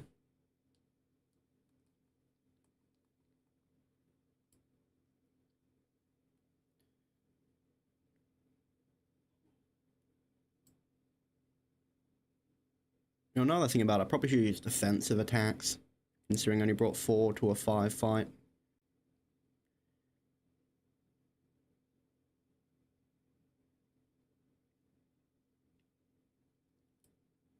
Anyway,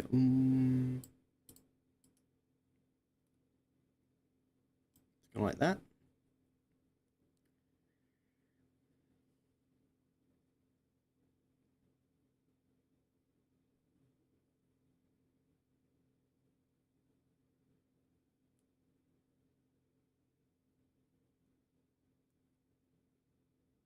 Oh yeah, replenish ammo whenever I kill something. Forgot about that. Let's do that, and let's try that. I've had horrible luck with coins, so hopefully that will translate well. Oh, you gotta be kidding me. Well, at least you served as a bullet sponge.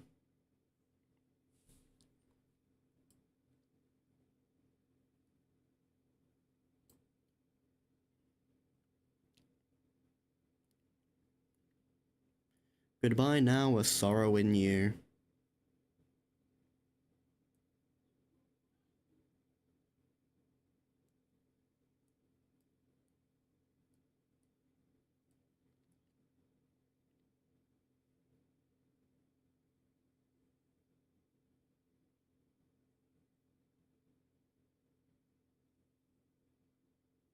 Heathcliff's back. I don't know if this spoiler, but the intervalo is only here for outskirt lore and some little stuff for Heathcliff and Don. Oh yeah. I remember seeing a video talking about this intervalo at some point. Don't remember a lot about it, but people had complaints about it. It's decent, but not the best intervalo that I've seen. Although it is nice, a bit of the information on the outskirts.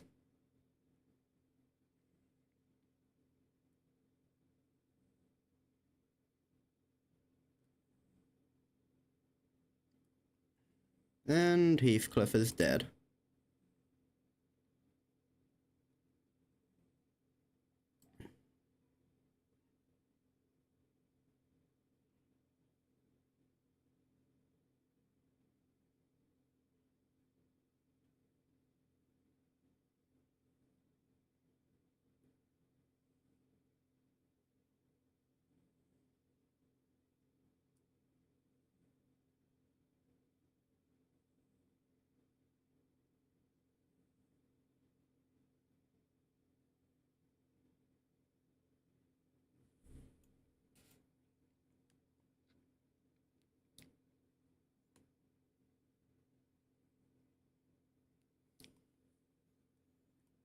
Okay, go that, and then that, because, yeah. Just go like that. I absolutely love the aesthetic of Lament.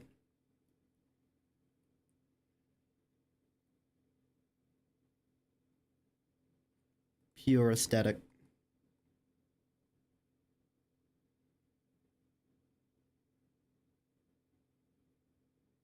I would copy the manuscript, but my dad would probably disown me if I started walking around with a coffin on my back, while also wearing a suit.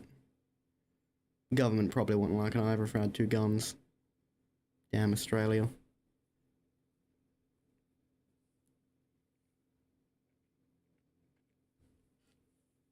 Wonder what they're gonna do with the child. After we defeated the horde of gnomes, Don Quixote and Heathcliff fell to their knees before everyone. I also knelt down, feeling like I should be down there with them, but Otis tightly pulled me to the side. I feel bad for those two. I am ready, cometh Lady Otis. You absolute buffoon. How do you even think that this was going to turn out okay? Are you even aware of the risk executive manager took to get here? How worried they were about you two? Well, accordingly, Actually, Clockhead was on it from the... Silence! Do not refer to the executive manager with such delegation language, insolent fool. Twas mine fault, 'twas mine fault. My mother used to scold me like this in my youth. Otis did not seem to slow down at all with her stern scolding, and the pair felt completely silent, their heads hung low. I decided to wander away from the scene. This guilty conscience was too much for me to bear. Is Crayon doing okay? Yes, she merely lost her consciousness from excess psychological shock. How did you find yourself at a place such as this? You are a human, right? And we're really in the outskirts. Crayon initially appeared somewhat taken back from the deluge of questions, but she soon began to open up. So you're really from the city? I'm from the Cloud Town, in a village of the north side of the outskirts.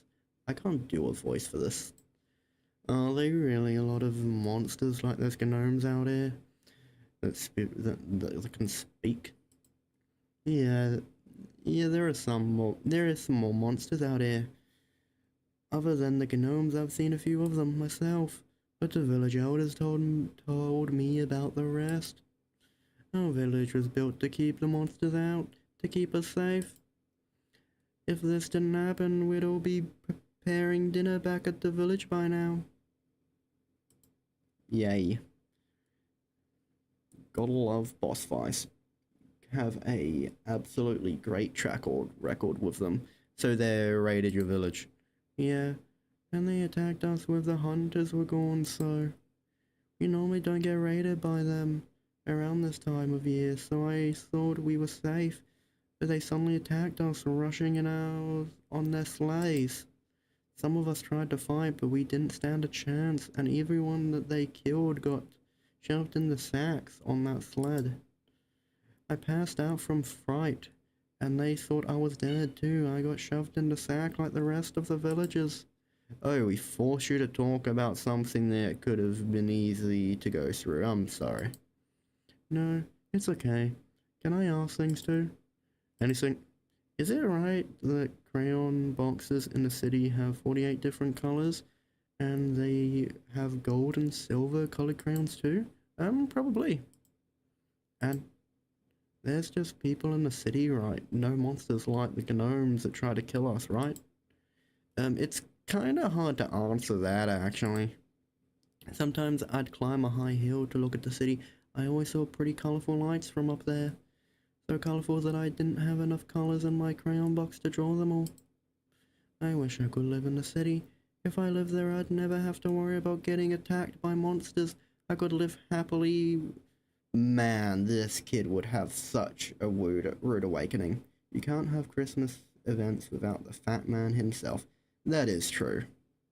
The Fat Man and his minions will always come for Christmas. You've really never been to the city, huh? SSE. I'm sorry? Same story everywhere, doesn't matter where you are, death always stalks us.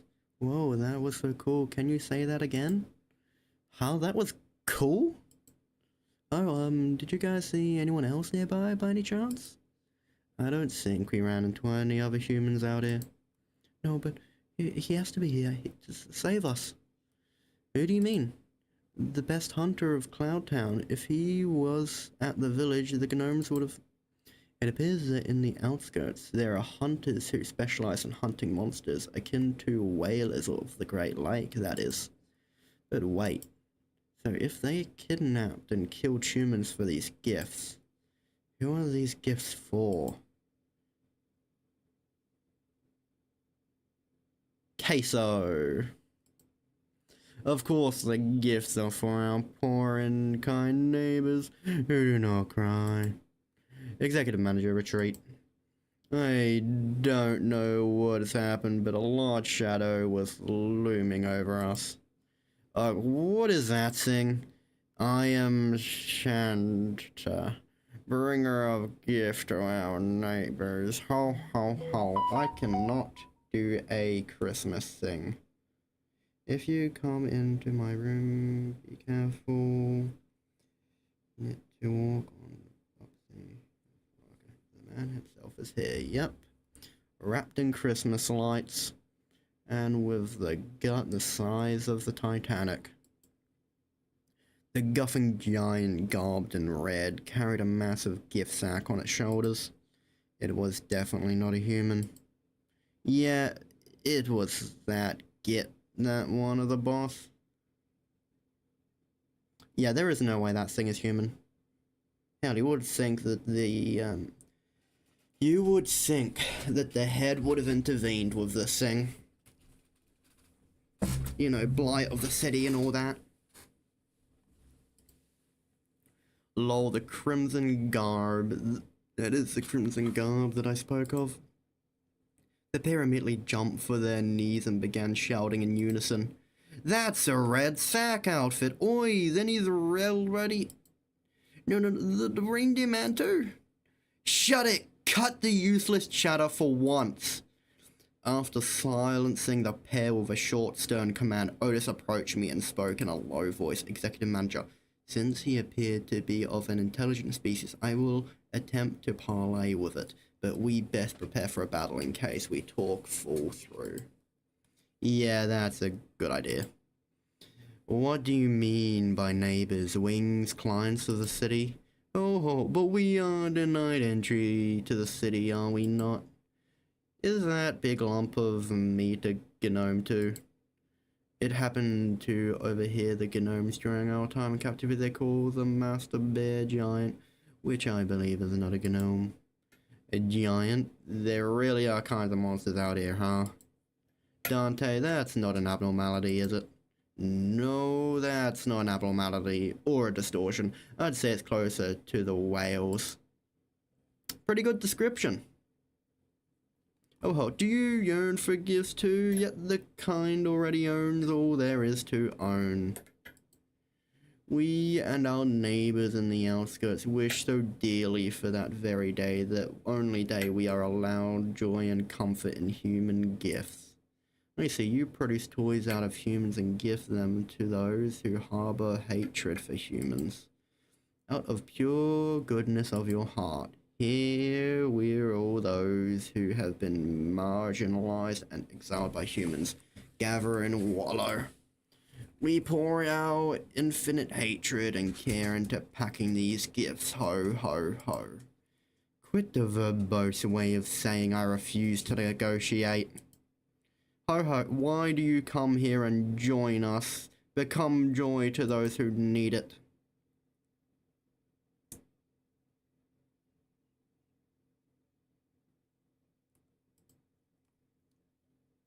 I'm almost done. Finish it.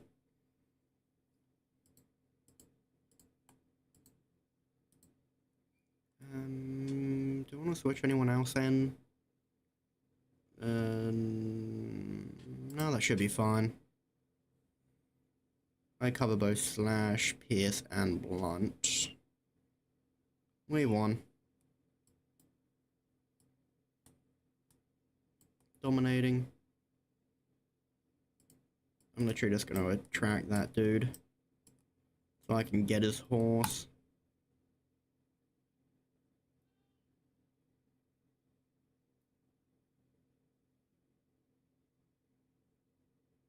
No, you show him. No, you show him. Human gnome.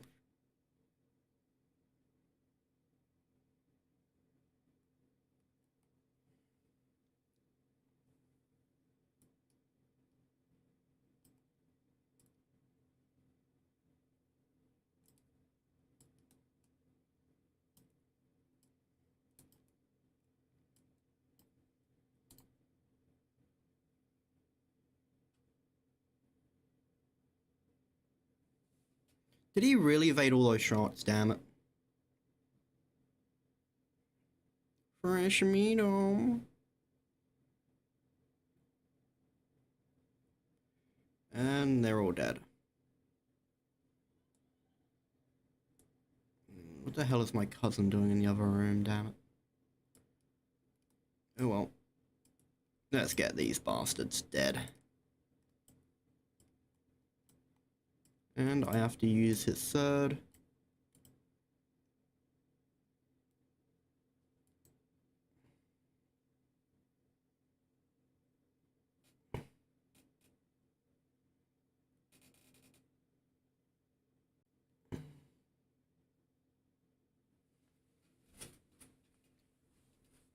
And I'm just going to click win rate for that last one. Except I'm going to change that to that and that to that.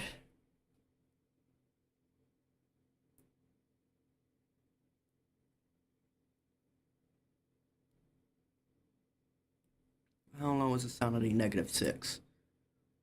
Throw him at that. And then he can attack that. Next up, we will get this. Try and deal with that creature.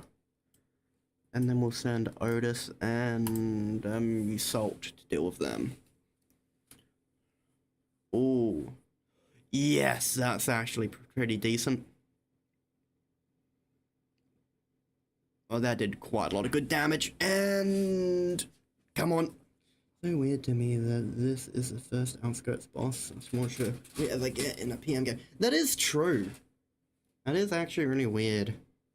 Considering how important the Outskirts is to, like, the story. I would think they'd have more. But meh.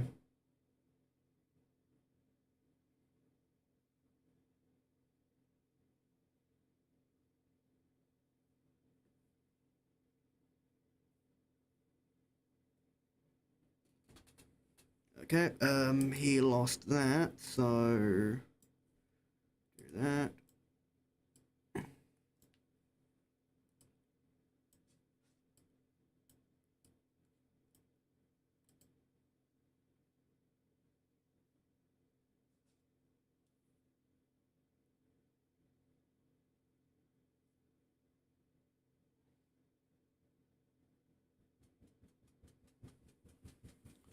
And he'll die with literally that attack, so...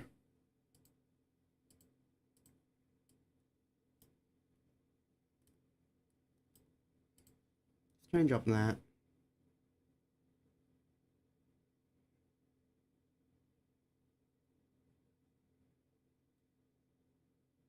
Bullet to the head normally deals with it, and then the jolly old bastard. I need green for those, so I can't use any of them. How low is he for sanity? It is... kinda low. Wait, I just realized, damn it. Okay. I'll have a spine attack, because most likely that's going to summon stuff.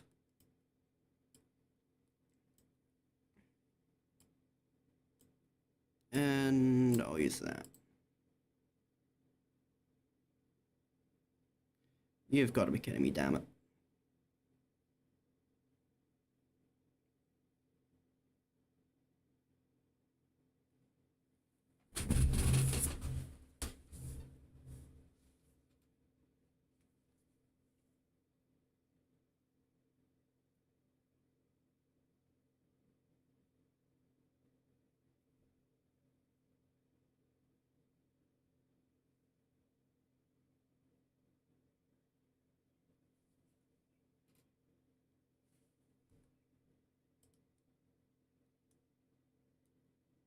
Dominating. Dominating.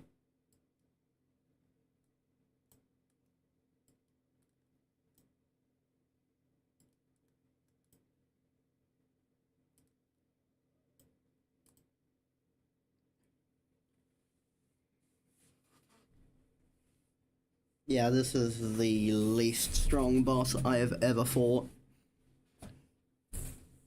Damn golden apple gave more trouble than this guy.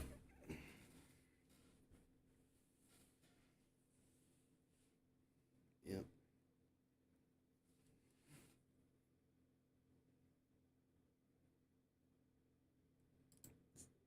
What even are his skills? Be the joy, be the comfort. Here's a gift. Let's get packing. Time to get boxed. Okay. I didn't even look at the skill contents, I just read it. Anyway, let's just do that, and that, and that, and that, and then let's just get that limb destroyed.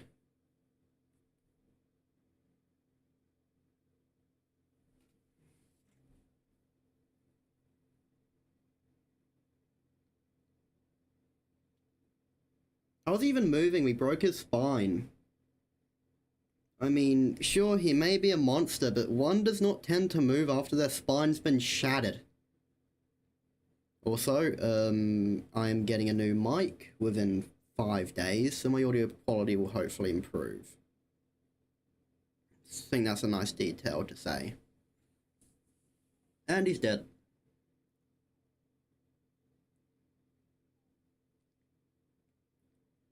Humans, I'll separate the flesh from your bones. Santa's gut suddenly began to expand. All of you, hold your breath. Suddenly, a large figure leaped out of the dark and slammed what looked like a stake into Santa's guts. Wow, 'tis a smell almost foul. I think I'm about to pass out. See you, Dan. A scent of potently fetid refuse lingered. Some sinners dropped to the floor while the others gagged profusely. Clearly this was a rather painful experience for all. This gas does not appear to be toxic, however, its scent seems to inspire an extreme level of discomfort in people. So you defeated a northern giant, yet you don't seem to know the proper procedure for what to do afterwards. Are you hunters from the city? Proper procedure. Immediately before death, a northern giant's body fills with a noxious gas before exploding in a rain of acid. The man who stalked Santa's guts explained as he approached us. You have to puncture a hole in its guts to let out the gas before internal organs condense it into acid flux, allowing it to cause a chain of reactions. Yikes. Well, so the next intervalo is a slash intervalo. So everyone uses slash, but they're also weak to it as well. So Wild Hunter Heathcliff will be a good in this. Ah, okay. That's good to know, thank you.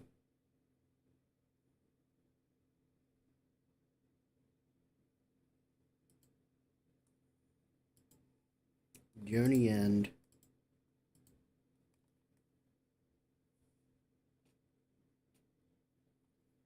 The stench won't come off. Who's that now?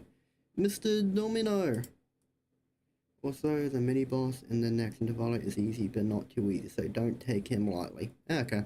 Crayon, who'd been holding her breath with her fingers over her nostrils, ran up to the large man and hugged him. At least you're safe, Crayon. That's good. Cough. After stumbling for a moment due to the stench, most likely, Otis briefly gasped for air before approaching Domino. Hey, you, identify yourself. Name's Domino, I'm a monster hunter from the Cloud Town. I don't suppose I can call it a town anymore now there's just me and Crayon that's left. Relax, I won't even think of hurting any of you.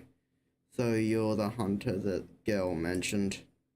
Otis relayed upon Domino's confirmation. She leaned on a wall and looked up to the floor in relief. Normally around this time of year, these monsters would have gone further north to a different village, so I was on an expedition to help them out. Looks like they decided to switch things up this time around. When I returned, they'd already finished their raid on our village and left. Damn it. They used to be predictable, attacking only right before Christmas. Do these tragedies happen often? Though I can't speak for the city, I can say that this is a common occurrence in the outskirts. It's a hellish place to live if you can even call this a living. Survival alone is a miracle out here. There are a lot more places out here like this mockery of a gift factory. No, I can't say I've seen a factory like this anywhere else, but I can tell you one thing. Compared to some worse things that could have happened, this tragedy was nothing. That's the natural order of things in the outskirts. I do wonder sometimes if we were in the city, no matter how bad it gets in there, it must be better than living in hell. It was not easy contemplating to answer. The outskirts must be a hellish place to live, if what he's told me is anything to go by, but the city they admire so much isn't such a warm place itself, from what I've seen in my journey so far at least.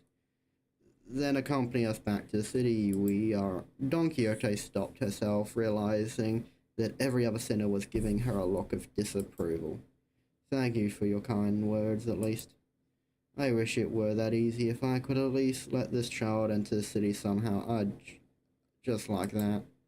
Heard the city has no place to spare for this child, not even a small corner for it. Even if you were to somewhat make it past the city wall, there are countless variations of paperwork and procedure you must overcome before you can live the kind of life you desire. Ha! And what would people like us even do with such paperwork, and where would we find them out here? We're not students. We're not studied or worked to find a job in the city, as some youths of other villages do. Mister? There was an uncomfortable silence. Domino cleared his throat and continued. I must still extend my gratitude for keeping the girl safe until my arrival. I know a good way to extend your gratitude. Maybe you can extend us a nice pouch of shiny, jangly bag of... Rudia's eyes were twinkling, the lingering strength made it difficult for her to spark, but she was determined to make her point. Something shiny and jangly, sure. Maybe I can give you a tour of some antique items I keep at home. Precious items salvaged from the locomotive tracks of the outskirts. Not something you'd see every day in the city, I'm sure. Items from the outskirts, that tour alone could be worth much more than just pure cash. Faust, there's still a decent chance the door we entered through might just shut behind us, right? Indeed, in fact, it is unclear whether the door is still open. I recommend a quick return to the bus now that our two primary objectives have been secured. So, she says, if you would permit me to speak my mind, executive manager, even if this was not the Great Lakes, the outskirts is an extremely perilous place. This curiosity cannot be a reason for us to risk getting stranded in the environment. Looks like you've got to hurry back. Well then, catcher. Domino tossed the carved wooden doll in my direction. It does not appear to be anything dangerous. Let us inspect it further after return. We mustn't delay any longer than we have to. Yeah, good idea. Some sinners had passed out and had to be carried by the others. Most couldn't stop gagging at the stench, but we still made our way back to the door. The door has remained open. We made it back to the safety of Mephistopheles. Some time later... Boo, stinky, Crayon, evacuate. Crayon quickly made her escape to the deck. And Virgilus greeted us in the cabins with a terrifying gaze. Looks like everyone's had quite the adventure. Covered in blood and guts, and with a disgusting stench to boot. Oh, this is... Manager, I can't hear you anyway. So just reply to my query with a nod or a shake. Your replies better match up with my expectations, of course. I have but one question. Was it you who made the call? I hesitated for a moment before nodding affirmatively. I might get reprimanded, or maybe he was worse things in mind with me, but it was I who decided to go along with their plan. This was not have happened without my authority. Good, then my question is over. Huh? I will leave it to you to deal with this mess. You may rest afterwards, and please do something about the foul stench. Well then, With that, Virgil has disappeared into the back door once again. That's unexpected. I thought my time had finally come. Be glad the best consultation is a consultation not had indeed. Alas, behold, one and all. I didn't know when she had the time to pick it up in all the chaos, but Don Quixote managed to haul a huge sack of gifts back to Mephistopheles. You picked that up from that mess. I had laid claim upon the evil gnome trinkets. Now that's some real commitment. What all that for? Art thou truly unaware of mine intention? 'Tis for adorning our ship with Christmas decorations. Wait now, but we're still like 3 months from Christmas. Agreed, let's not risk healing old wounds to lower the morale for our companies. Oh, it has been getting better with time, little by little. Yeah, we can all grow beyond it eventually. Marvelous. Then this proved to be occasion most fit for a party, then. Wait.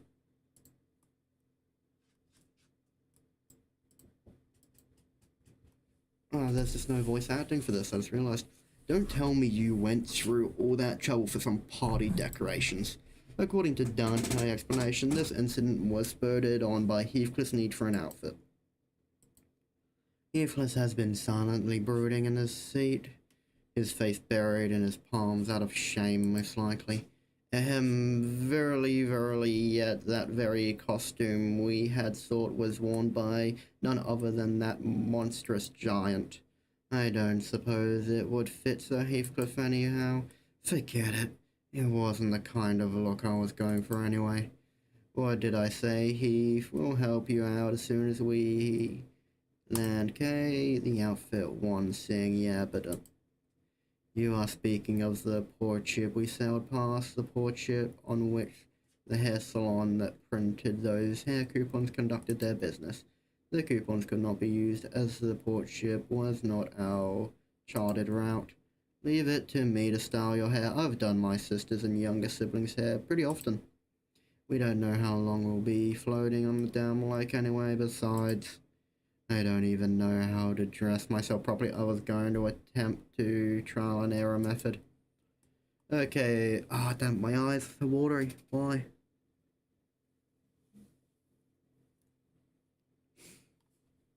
Yeah, at least tell us what Virgilus gave you, just so we know what you're so anxious about. Sod it. After a deep, heavy sigh, Heathcliff produced a letter. So that's something Virgilus gave you. Oh, I remember. My family used this envelope before. It made from the very expensive paper made only in limited quantities at a time. It's quite a luxurious envelope. Can we read it, Heath? Sure, it's nothing impressive. Then Dante, why don't you read it out loud for the rest of us? Sure. Roger handed me the letter. It was written in a beautiful series of cursive handwriting drawn to an almost calligraphic perfection. I began reading. From Wuthering Heights, we cordially extend your honored guest an invitation to the... What is this here? Somebody colored over the part of the letter. Well, I'll keep reading. Venue, Wuthering Heights Tea Corp Nest. Should you accept our invitation, please convene at the designated point by 4 in the afternoon on the 24th with this letter on your person. Please honor this occasion with your presence. With great respect, Nelly. Oh, and down here's a postscript. It's written in a different handwriting from the rest of the letter. P.S. You have to be here, Heath. I'll be waiting, Cassie. We had no way to tell what kind of occasion it was, on account of it being coloured over, but the wild hunt. Clearly the rest of the letter contents had stoked the fire of passion Heathcliff's heart once again. So, you gotta look fashionable and classy for this Cassie person, right? Well, yeah, but there's more to it than... Shh, quiet now. Now I can clearly see why you were so impatient, Heath. Hey, what are you looking at me like that, oi? I'll leave it up to you to style as hairmaster, hairdresser, Honglu. I wouldn't call myself a master. Wait, what are you two taking? What is the bloody hell is... Yeah, Roger's got quite the grip strength. You won't free yourself from her anytime soon. The two sinners practically hauling Heathcliff by the arms disappeared into the back door. No, Heathcliff's fate was sealed. To be a mannequin to now motivated and unbearably bored Roger various experiments. I can hang this trinket here. Don Quixote began humming a song, a carol perhaps, as she placed the various trinkets around the bus. I decided to go out of the deck for some air. I leaned on the railing and dug through my pockets. The wooden doll domino the hunter gave me just as we hurriedly left. I held it and felt its texture under my fingers. My eyes looked into the distance towards where the outskirts lies. I thought for a moment about the gnomes, the giant, and the thing Domino told me. I suppose there are people with stories in the outskirts too. Stories different from those of the city. Faust approached from behind and stood next to me. I wasn't sure how much of what I said she heard. Follow the stars, Dante. Star by star, then you will one day learn. So far now, follow the closest star that shines before your eyes. Yeah, I have to focus on the stories of the city for now. I don't even know who I really am, after all. Joyous laughter and frustration howls echoed out of the cabin. They must be finishing dressing up Heathcliff. Why don't we go take a look at how Heathcliff is doing, Faust? You make a rather tempting offer, Dante. The added colour to the bus interior warmed my heart a little.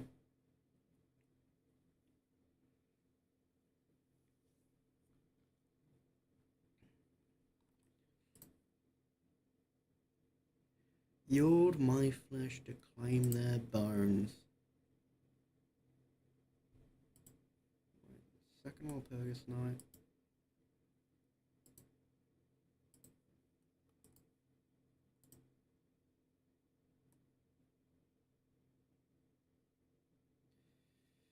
Yield my flesh to claim their bones. This should be interesting. You know what? And let's just do some Lux Caves.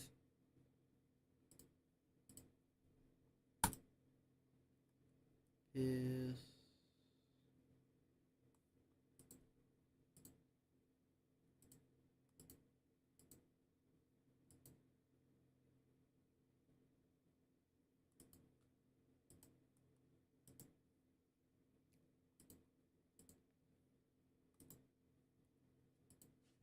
No, let's just try jumping in with these three.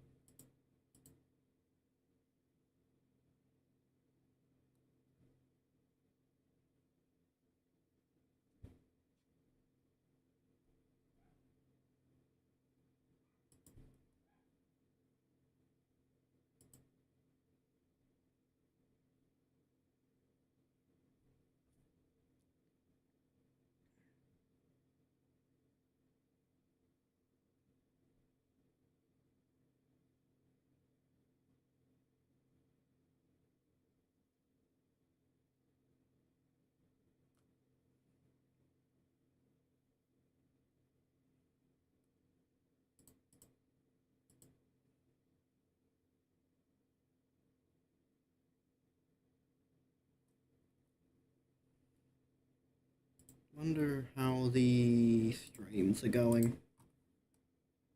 The short one is short, and did it end? No. So we've had 26 views. At one point we have 10 views altogether. That's cool.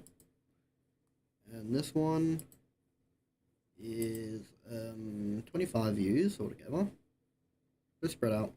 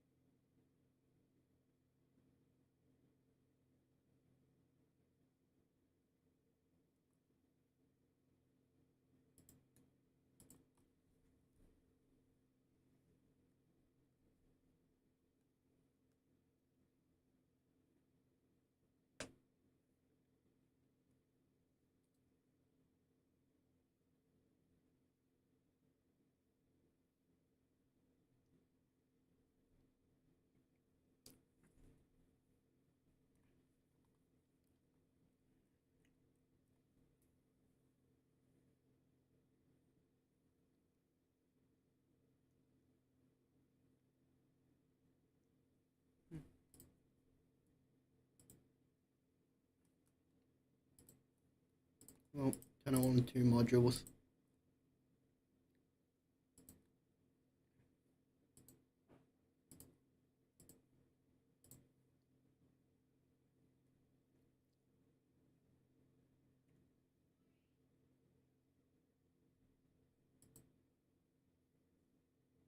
I'm just going to be doing this for a little bit, so I might as well end the stream here. Thank you all for coming and watching. It's been greatly appreciated. To anyone new, please consider subscribing, as it is greatly appreciated. See you all next time. Bye.